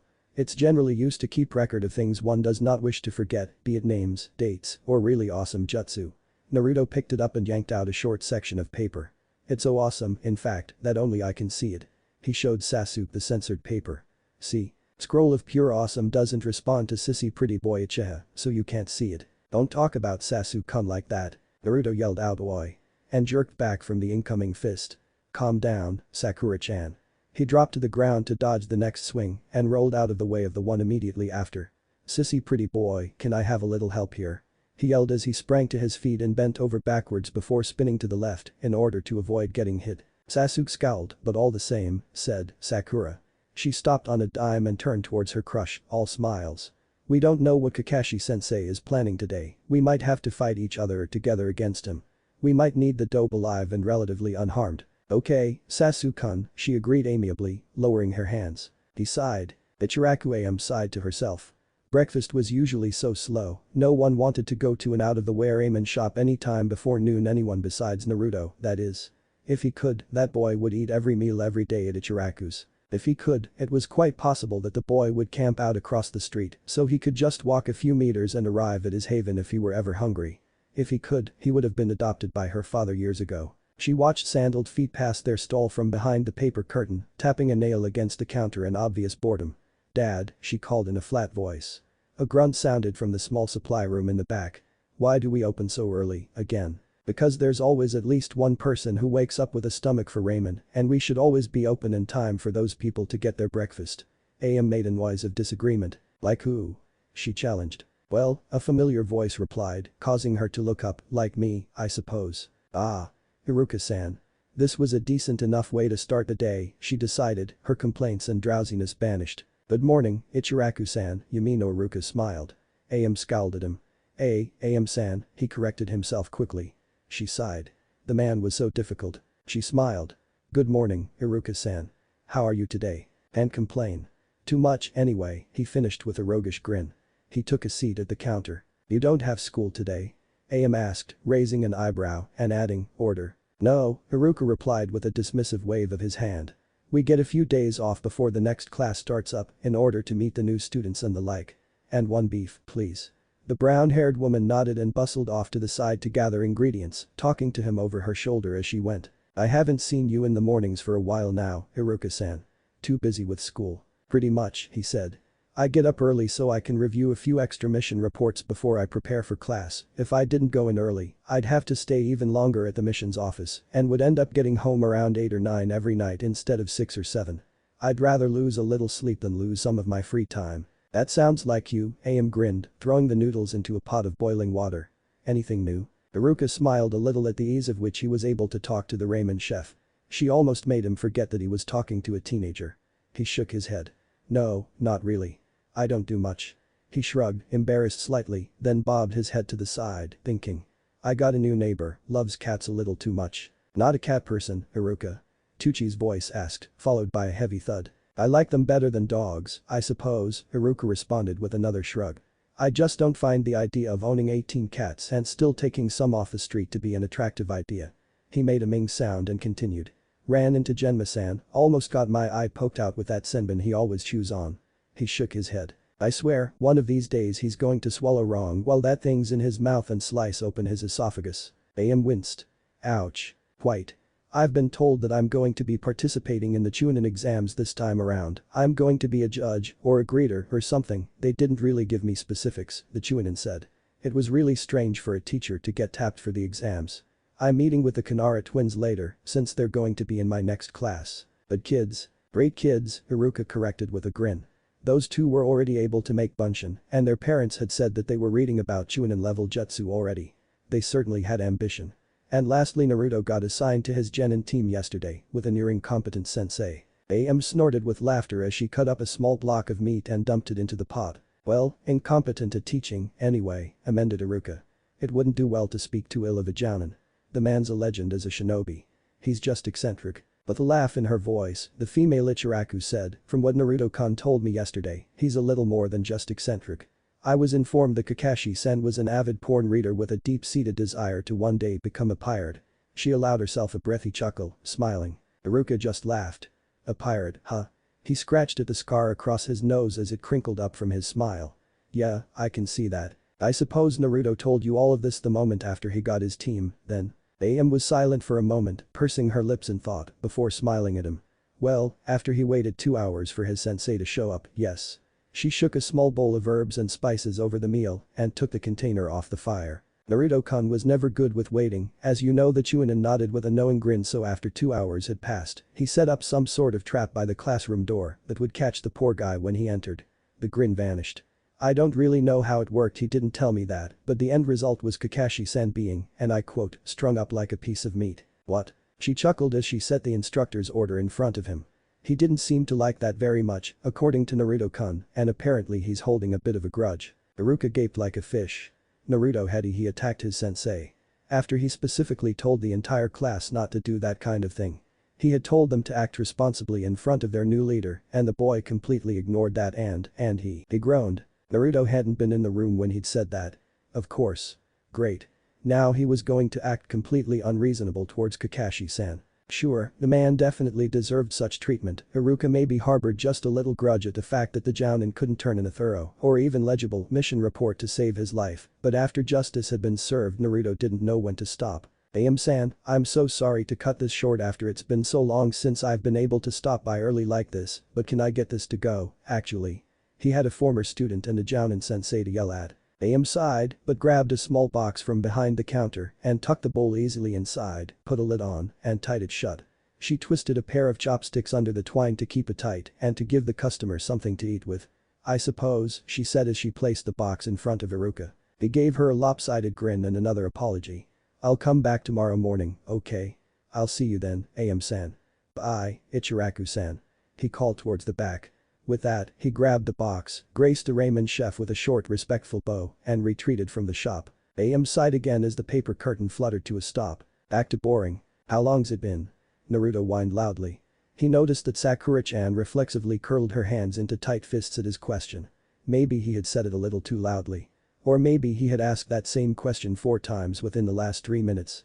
It was hard to ignore someone when they made their presence so blatantly obvious. He shrugged. Sakura was ignoring him, Sasuke was ignoring Sakura who was ignoring him, so it would all work out if he ignored Sasuke who was ignoring Sakura who was ignoring him, right? He fingered the shinobi's scroll. Right. So, what do you guys think? Spitfire thinks we should prank him. A burst of laughter slipped from his lips at that, the exact same word she used the day before when Kakashi was late.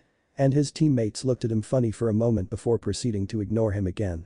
He chuckled quietly and looked back at the paper. Sparky agrees with Spitfire. He raised an eyebrow. Sparky was usually all for the whole give him a chance, be reasonable, don't do that, blah blah blah shtick.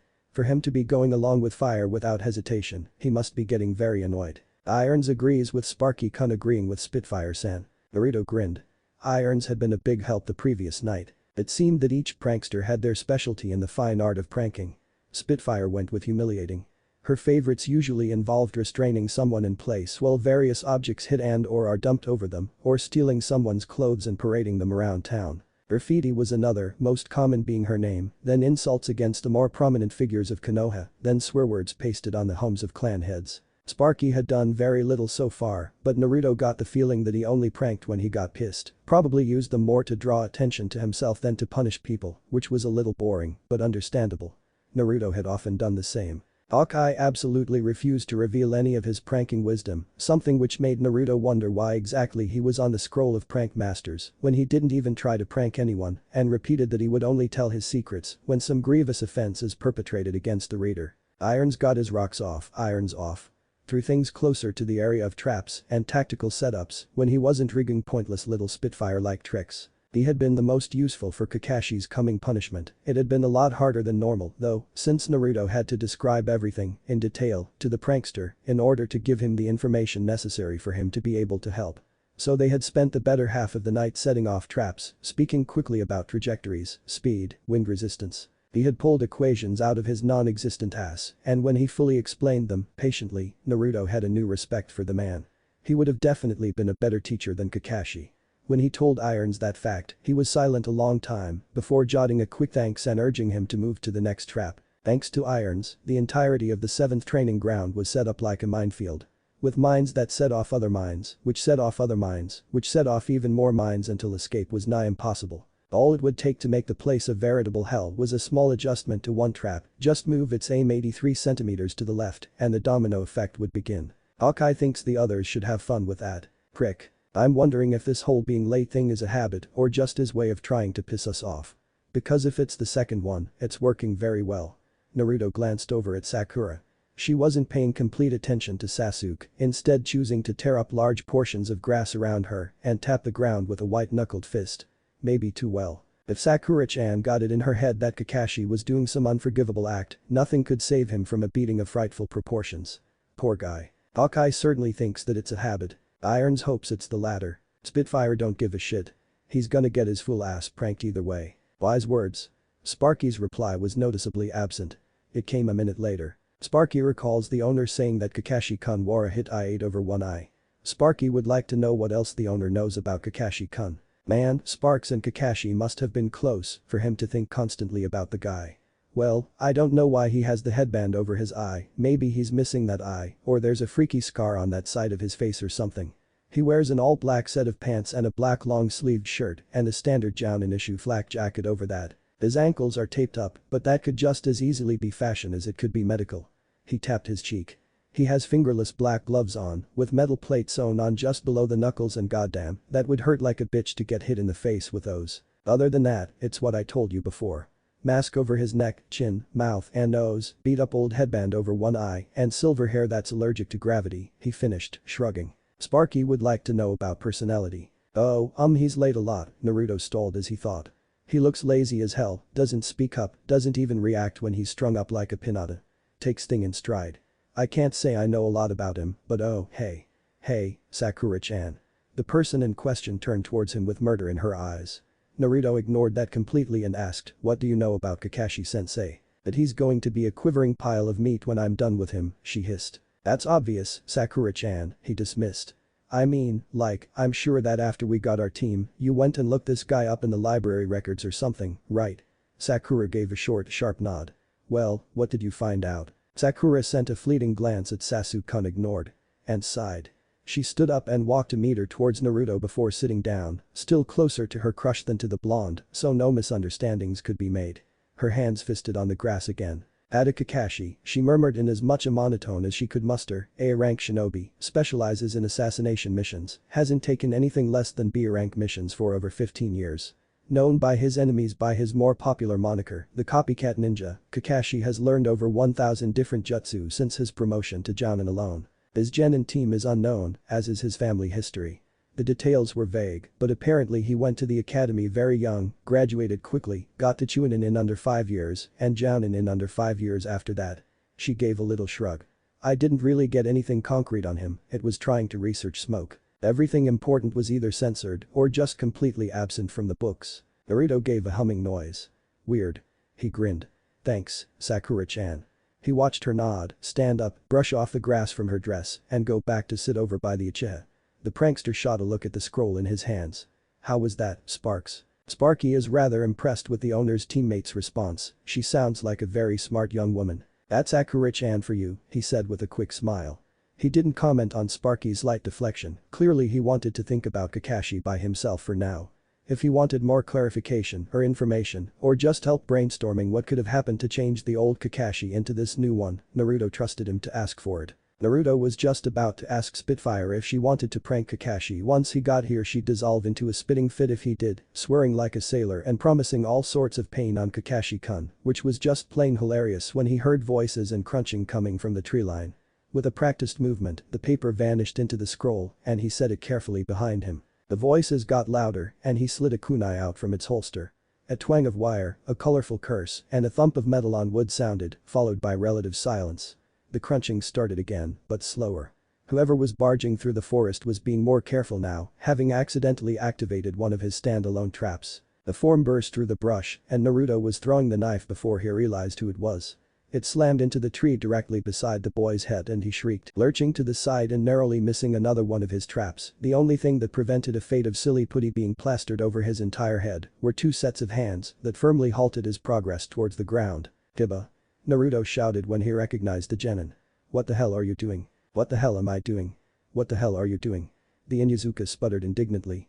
"You could have killed me." "Oh, I would not have killed you, no matter how easy that may be." "Say what?" Kiba shook off his teammates. "You wanna say that again?" he asked, narrowing his eyes and advancing towards the blonde. "Are you deaf as well as stupid?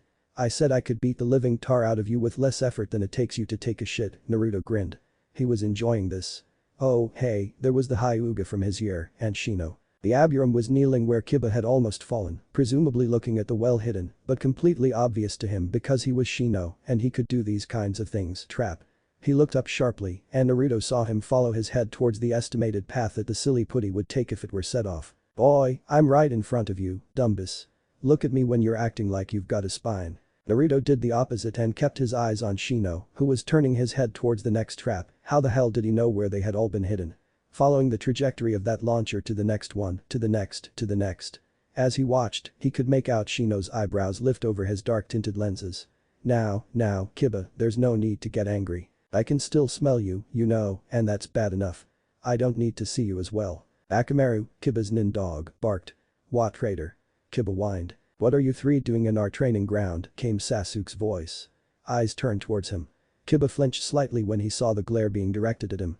He was just about to puff up his chest and try to get into a verbal sparring match with the Uchiha when a hesitant stammer spoke up. Ayano Hinata flushed when all eyes save for Shino settled on her. "We were conducting our official P-Post Genin test, given to us by Kurenai-sensei. Your sensei told you, for your test, to run into our meeting place and start squabbling like idiots with the idiot," Sasuke accused coldly. "That would be an inaccurate statement and an insulting assumption, Uchiha Sasuke." Shino had stood from his inspection of the tree line and was now looking down at a patch of grass, a meter by half-meter patch of grass that just so happened to be fake, with a hole underneath filled with fish oil and rotten eggs. That stink would stay on a person for days, no matter how much they wash themselves or their clothes. No matter how unintelligent our colleagues may be. His gaze shifted to Naruto, and he was sure that the Aburum was staring quite intently at the shinobi's scroll. "We were assigned with the task of locating our sensei before midday. As a reconnaissance team, the ability to track down and capture a target is especially vital." He fully turned his body towards Sasuke. "It would be a safer course of action to not question our activities or our sensei's logic a second time." Naruto blinked. Did Shino just ever so subtly threaten the last Uchiha? His lips stretched into a grin. "Kick. Ass." Sasuke just nodded and went back to ignoring everyone around him. "Naruto." Naruto jerked his head towards the voice. Yeah. Yeah, what?" Aburum Shino walked over to him and stood directly in front of him. Naruto took one step back, a little unnerved. Shino stared at him for a moment and then he said quietly, "Number 28 needs to be raised another 17 centimeters if you wanted to activate number 34. He hesitated, something Naruto had never seen the boy do before and probably never would again, and seemed like he was about to continue, but he gave himself a small being a general word for it, minuscule or infinitesimal would be more accurate shake of his head. Instead, he did a sharp 180 and calmly walked away. Kiba, Hinata. And they were gone. Naruto blinked and thought. He thought about the Aburum's reaction to the traps. He thought about his exceptional observational skills. He thought about his clear dislike for Kiba, Sasuke, and a number of other people. Naruto thought that someone like that might be very valuable to a budding prank master such as himself. After all, it wasn't like he could have taken one look around the training ground and declare which traps in the correct order, no less needed to be moved to reach the final result he was striving for. He decided that he would ponder Shino and his abilities later. Right now, he had a team to bother. Naruto turned back to his teammates, only to see them in roughly the same position they were before teammates showed up. Scratch the team bothering, then. The pranksters were more interesting, anyway. He sighed and was about to open his scroll back up when he heard something out of place. Tree branches creaking as something hit them and leaves slapping against the same something as it moved through the trees. Naruto dropped low to the ground, prepared to dive towards Sakura-chan and Sasuke, grab his scroll, jump at whoever appeared, or just hightail it out of there. His nose twitched. He knew that smell. He relaxed slightly. And then tensed right back up. The final creak of the trees and he felt something slam into the ground behind him. He damn sure well knew what that was. Naruto. He hated being right. Naruto spun around, a grin pasted on his face, his hand already scratching the back of his head in a practiced embarrassed gesture. Hi, Iruka-sensei.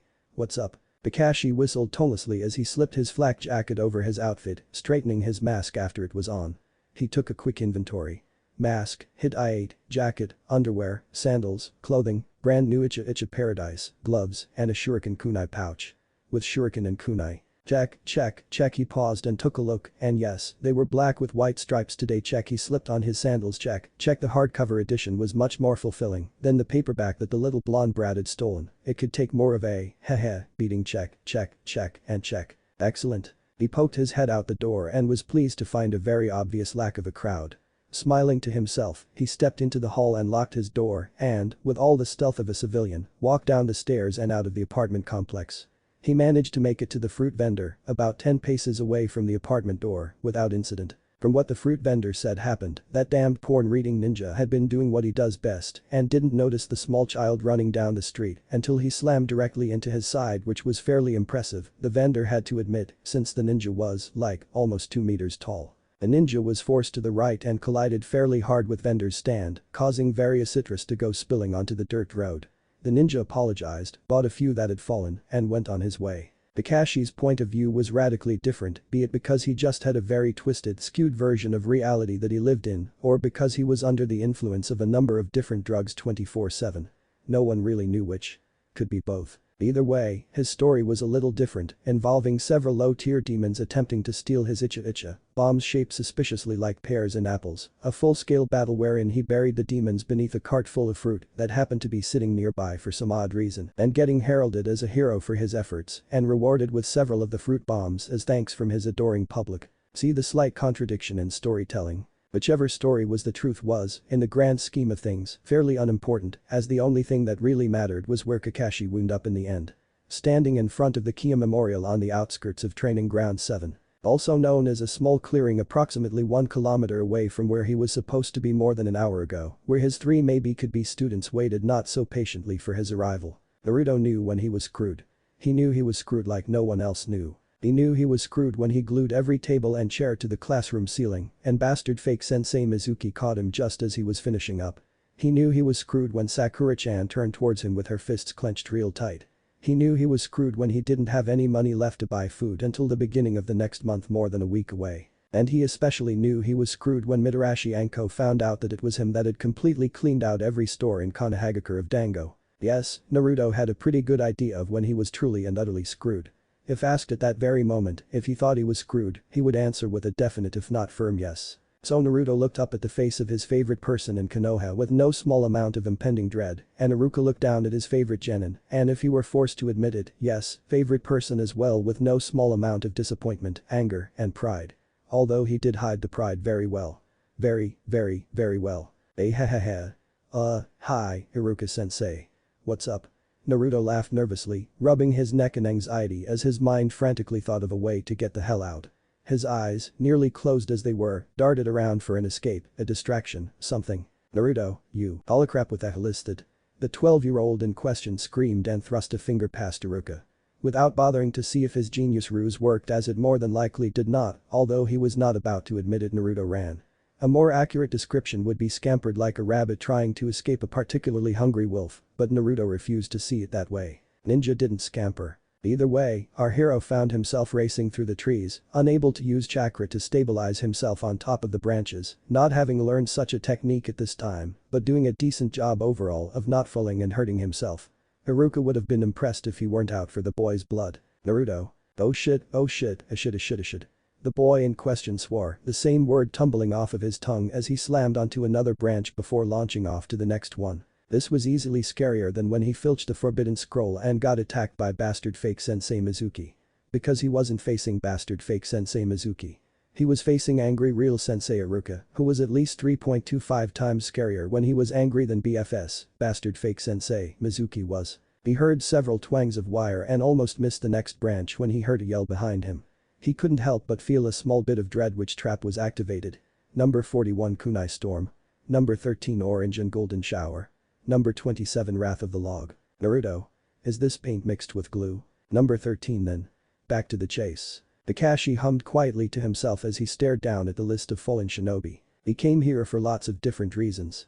Sometimes to pay respect to his lost friends, sometimes to pay respect to his lost comrades, whether he knew them or not.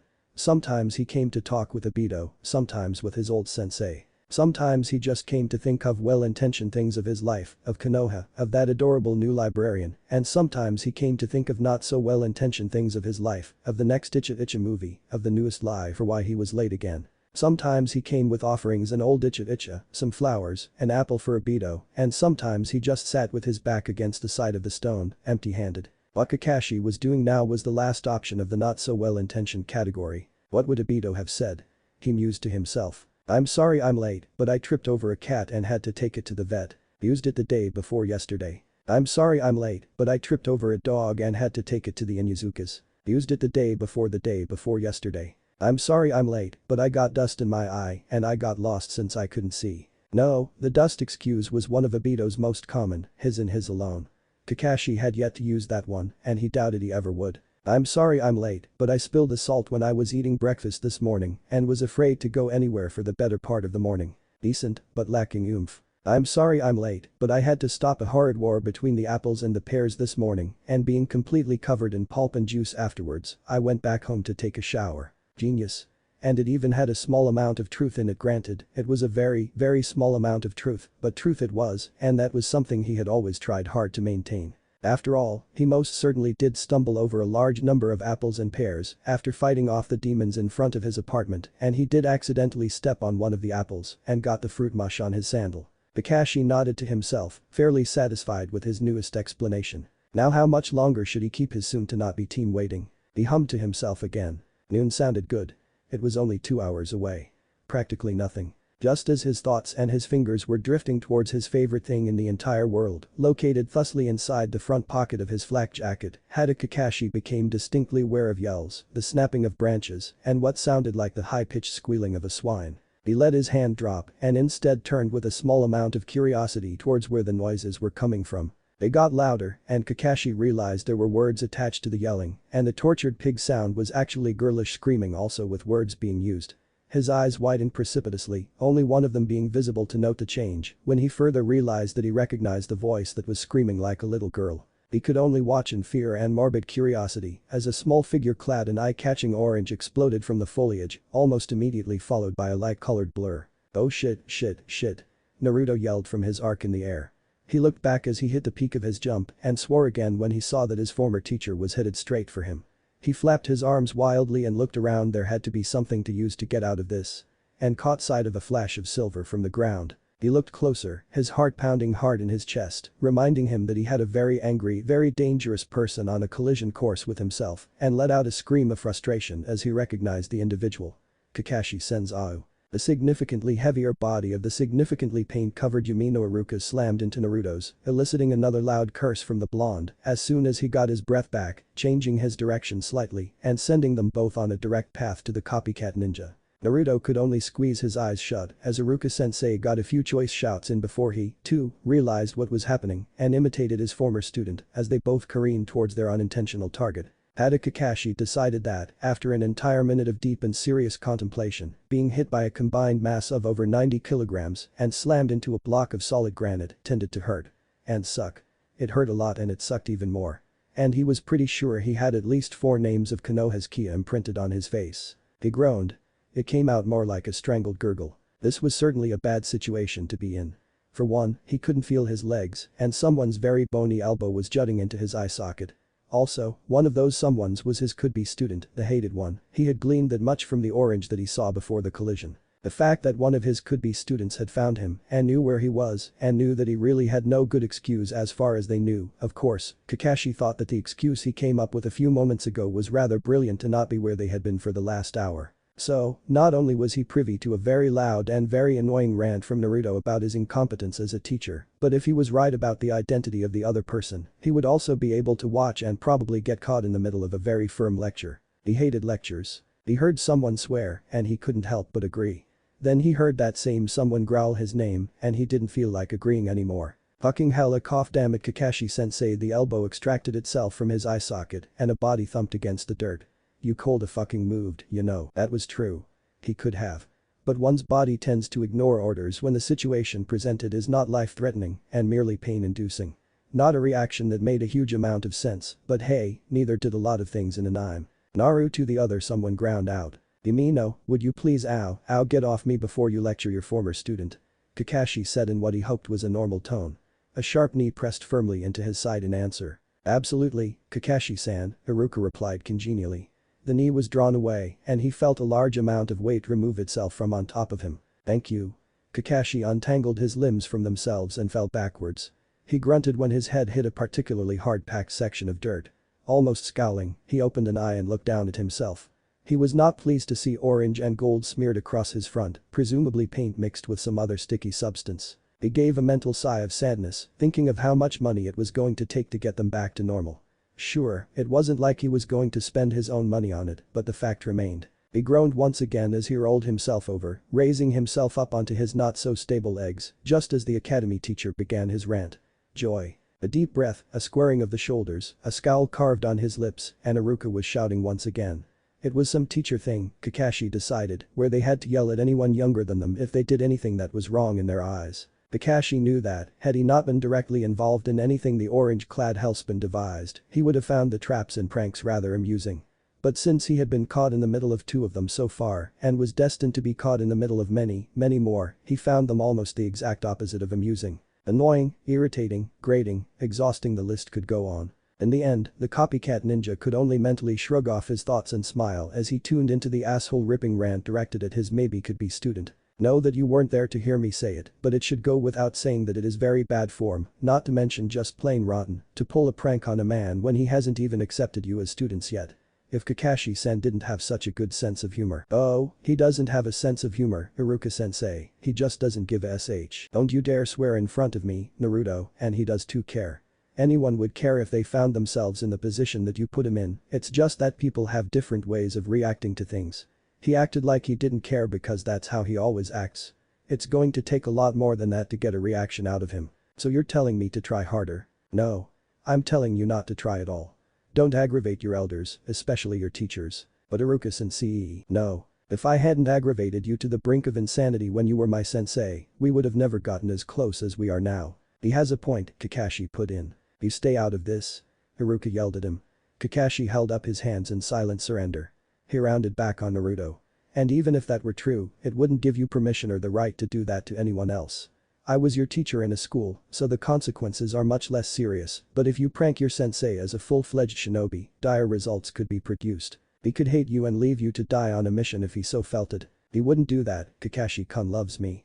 A fist crashed into the top of his head. He's Kakashi-sensei to you, what did I say about respect? You didn't, you just said I shouldn't aggravate my teachers. Then I'm saying it now.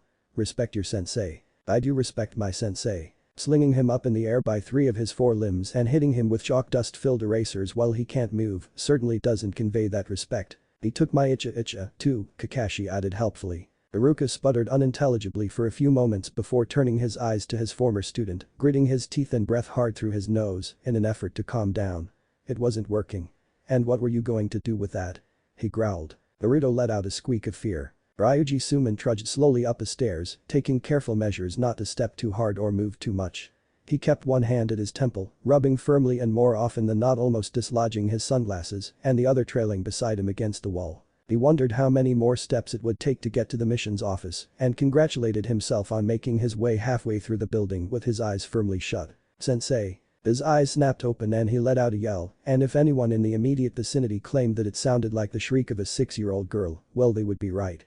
But Suman wasn't about to admit that. Ever. Directly next to his face was another face, a younger face of one of his genin.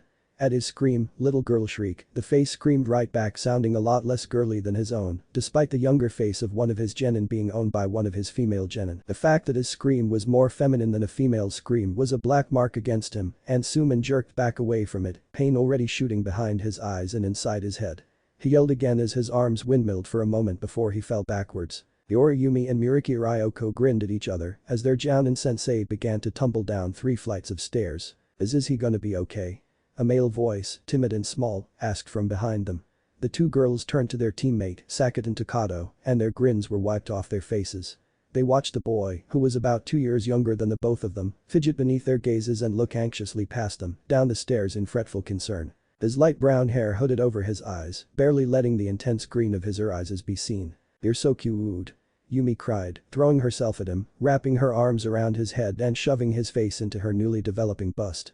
Her own long brown hair curtained them both from the outside world as she snuggled him close, rubbing her cheek against his scalp and giggling when his hair tickled her nose. She hummed happily when the boy let out a squeak of embarrassment. "Don't you remember what happened the last time you did that, Yumi?" Ryoko asked in a bored tone. The brunette lifted her head, gently resting her chin against the top of Takado's scalp and giving him a wonderful view down her shirt, should he choose to look, which she really hoped he took the opportunity to do, to look at her teammate. She pursed her lips in thought before letting a sweet smile spread them. "Takado-kun passed out," she said proudly. Then she blinked and let a little pout mar her features. "Sorry, Takado-kun," she whispered into his ear before nuzzling his forehead again. Ryoko nodded. "Good. Now, do you know why he passed out?" "Allergic reaction," came the reply without hesitation. "Link. Allergic?" She shook her head. "Yes, because that made sense." Good lord, Yumi was a good girl and all, Shotokan aside, but she really needed to live a little more in reality. Next thing, she'd be spinning a leak and singing nonsense. Poor girl. "Okay, sure. Allergic reaction. Whatever." Yumi beamed. Shortly after, her attention waned and she was cuddling her male child teammate once more. Her fingers were sifting through his hair and occasionally tracing around the edges of his ears. She noticed that he shuddered whenever she did that and barely contained a squeal as she did it again and again and again. She gently tilted his head back and placed her face right down to his, so their noses were touching. Yumi scrunched hers up and giggled, it tickled. Looking fondly into his leaf-green eyes, she asked quietly, "Have I told you that I love you, Takado-kun?" Takado let out a strangled squeak, like a trapped mouse. "Not in the past half hour, Yumi," Ryoko spoke up, shaking her head at the spectacle. Yumi giggled again, locking her eyes back with his, and whispered, her voice almost a purr, "I love you, Takado-kun." If he was red before, Takado was now forging a path towards joining the community of tomatoes in his fridge. He was blushing up a storm and making noises, stuttering and unable to form a simple word. Yumi thought it was simply adorable.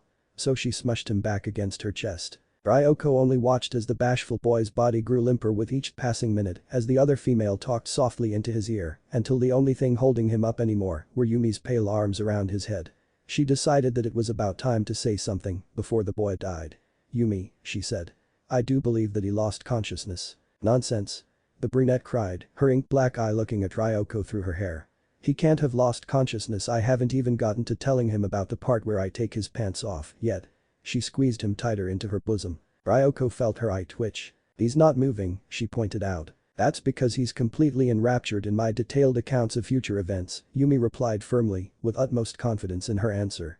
Her hand slid down from his head and began to rub slowly against the boy's neck. "You do know, Yumi, that it really isn't nice to scream into the ear of someone with a monster hangover, right?" a pained voice said from behind. Ryoko looked back at their Jounin sensei with a smirk. "SHHHHHHHHHHHH." Yumi shushed, glaring daggers at the spectacled man. Suman sighed. "Sensei," Yumi strangling Takado again. "Nah, yaha, nah, yaha." Ryoko ignored the retaliatory nah and turned to her sensei. "Maybe you shouldn't drink so much, then, sensei."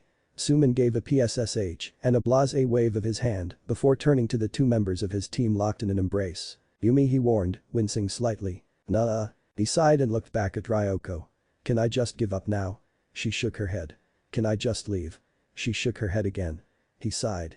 Was she telling dirty fantasies to him before or after her rendered him unconscious? After? Suman muttered to himself in contemplation. Nah. Not talking to you, Yumi. Oh.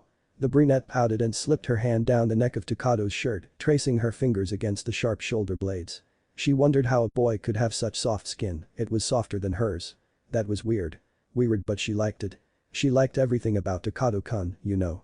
Yumi licked her lips, her pout having lifted into a predatory grin. Takado-kun, she purred, flushing pink. Her short nails twirled lazy circles over his bony spine. Can I take you home with me tonight? There was no answer from Takado-kun, mostly because unconscious people don't usually talk. Naturally, the airy little Kunoichi took this as a yes please. I would love to follow you to your domain where I would undoubtedly be used in the 40-something fantasies your Shota mind has dreamed up in the past 2 days. Yumi grinned and gave him an extra squeeze. Thank you. She turned to the remainder of her team. Takado-kun is going to come home with me tonight. She told them happily. Her sensei shook his head. No, Yumi, he's not. But sensei. She whined, her hand clutching at the warm flesh of her teammate's back. He said he would. She gave Suman a pleading look. Complete with quivering lip. No, Yumi, he didn't. Yes, he did. No, he didn't. Yes. No. Yes. No. Oh, God, Ryoko moaned, putting a palm to her head. Yes. Yumi, Suman said warningly. He stopped for a second before deciding that he couldn't, in fact, convince the girl that no answer did not mean yes, or that an unconscious target is not, no matter what other people say, a willing target, or that rape is not surprise sex and therefore a perfectly acceptable activity. So he shrugged and continued with, remove your hand from his shirt, please, and let him go. It was, almost literally, the very least he could do for the boy. Her pleading, adorable pout only grew, but when he refused to be moved, she made a little whining noise in the back of her throat and withdrew her hand. She ran at once through his hair before letting him out of her cuddle hug. She sighed wistfully. Takado fell to the floor. Unfortunately for him, they had not moved from where they had been standing, and so the floor was actually the stairs. Suman winced. He had very recent experience falling downstairs, he could sympathize. Ouch, were arms supposed to bend that way? Here. Why should I give it to you? Naruto asked stubbornly. 3 reasons, replied Iruka, holding up one finger. Number 1. That is a novel for adults. You're 12 years old, not an adult. Ergo, you should not have it. We're legally adults in the eyes of Konoha law once we get our headbands. Naruto argued back. He has a point. What did I tell you earlier, Kakashi? You told me to stay out of this, Kakashi replied in his how boring voice. Exactly.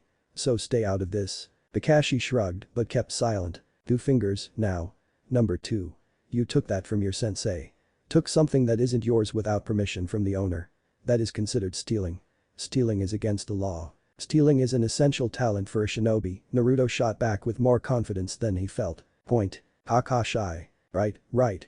He made a zippering motion over where his lips probably were and mimed throwing away a key. And number 3, Iruka held up 3 fingers, is that it is pornography. But the plot? Naruto added. Kakashi beamed. I don't care what else it is. Iruka yelled. It's porn. What's wrong with that? It's a disgusting, depraved book and I will not allow you to keep it. Why not? Because it's disgusting and depraved. So is torture, but we do that. Torture is obscenely different from pornography. Would you forbid me from becoming a member of the T&I department? Well, Iruka faltered. I couldn't forbid it, no, but I would try to talk you out of. So why would you forbid me from porn? It's part of growing up. It is. As well as getting up, sometimes. Shut up, Kakashi. Of course. Thank you. Iruka sighed heavily, kneading his temples. Naruto, give it back to your Jounin sensei. Maybe could be Jounin sensei, corrected the maybe could be Jounin sensei. Iruka frowned at him. Give it back to your Jounin sensei. I don't have a Jounin sensei yet. Naruto, growled the teacher dangerously. What? Asked Kakashi. No, I'm not going to ask Kakashi. Why not? The Hadouken questioned. Because you'll just agree with him, shut up. How do you know that? Kakashi pressed. Because you're enjoying this. Shut up. I'm wounded, Yamino-san. No you're not, you, where the hell did Naruto go? Kakashi shrugged and smiled. He ran off. He pointed to the left, a vague direction towards where he was supposed to be meeting his maybe-could-be team. That way. Iruka disappeared with a growl of frustration. And with Naruto gone, the Jounin was all by his lonesome. He looked down at his paint-something smeared clothes and sighed. Well, at least it'd give him another excuse to be late.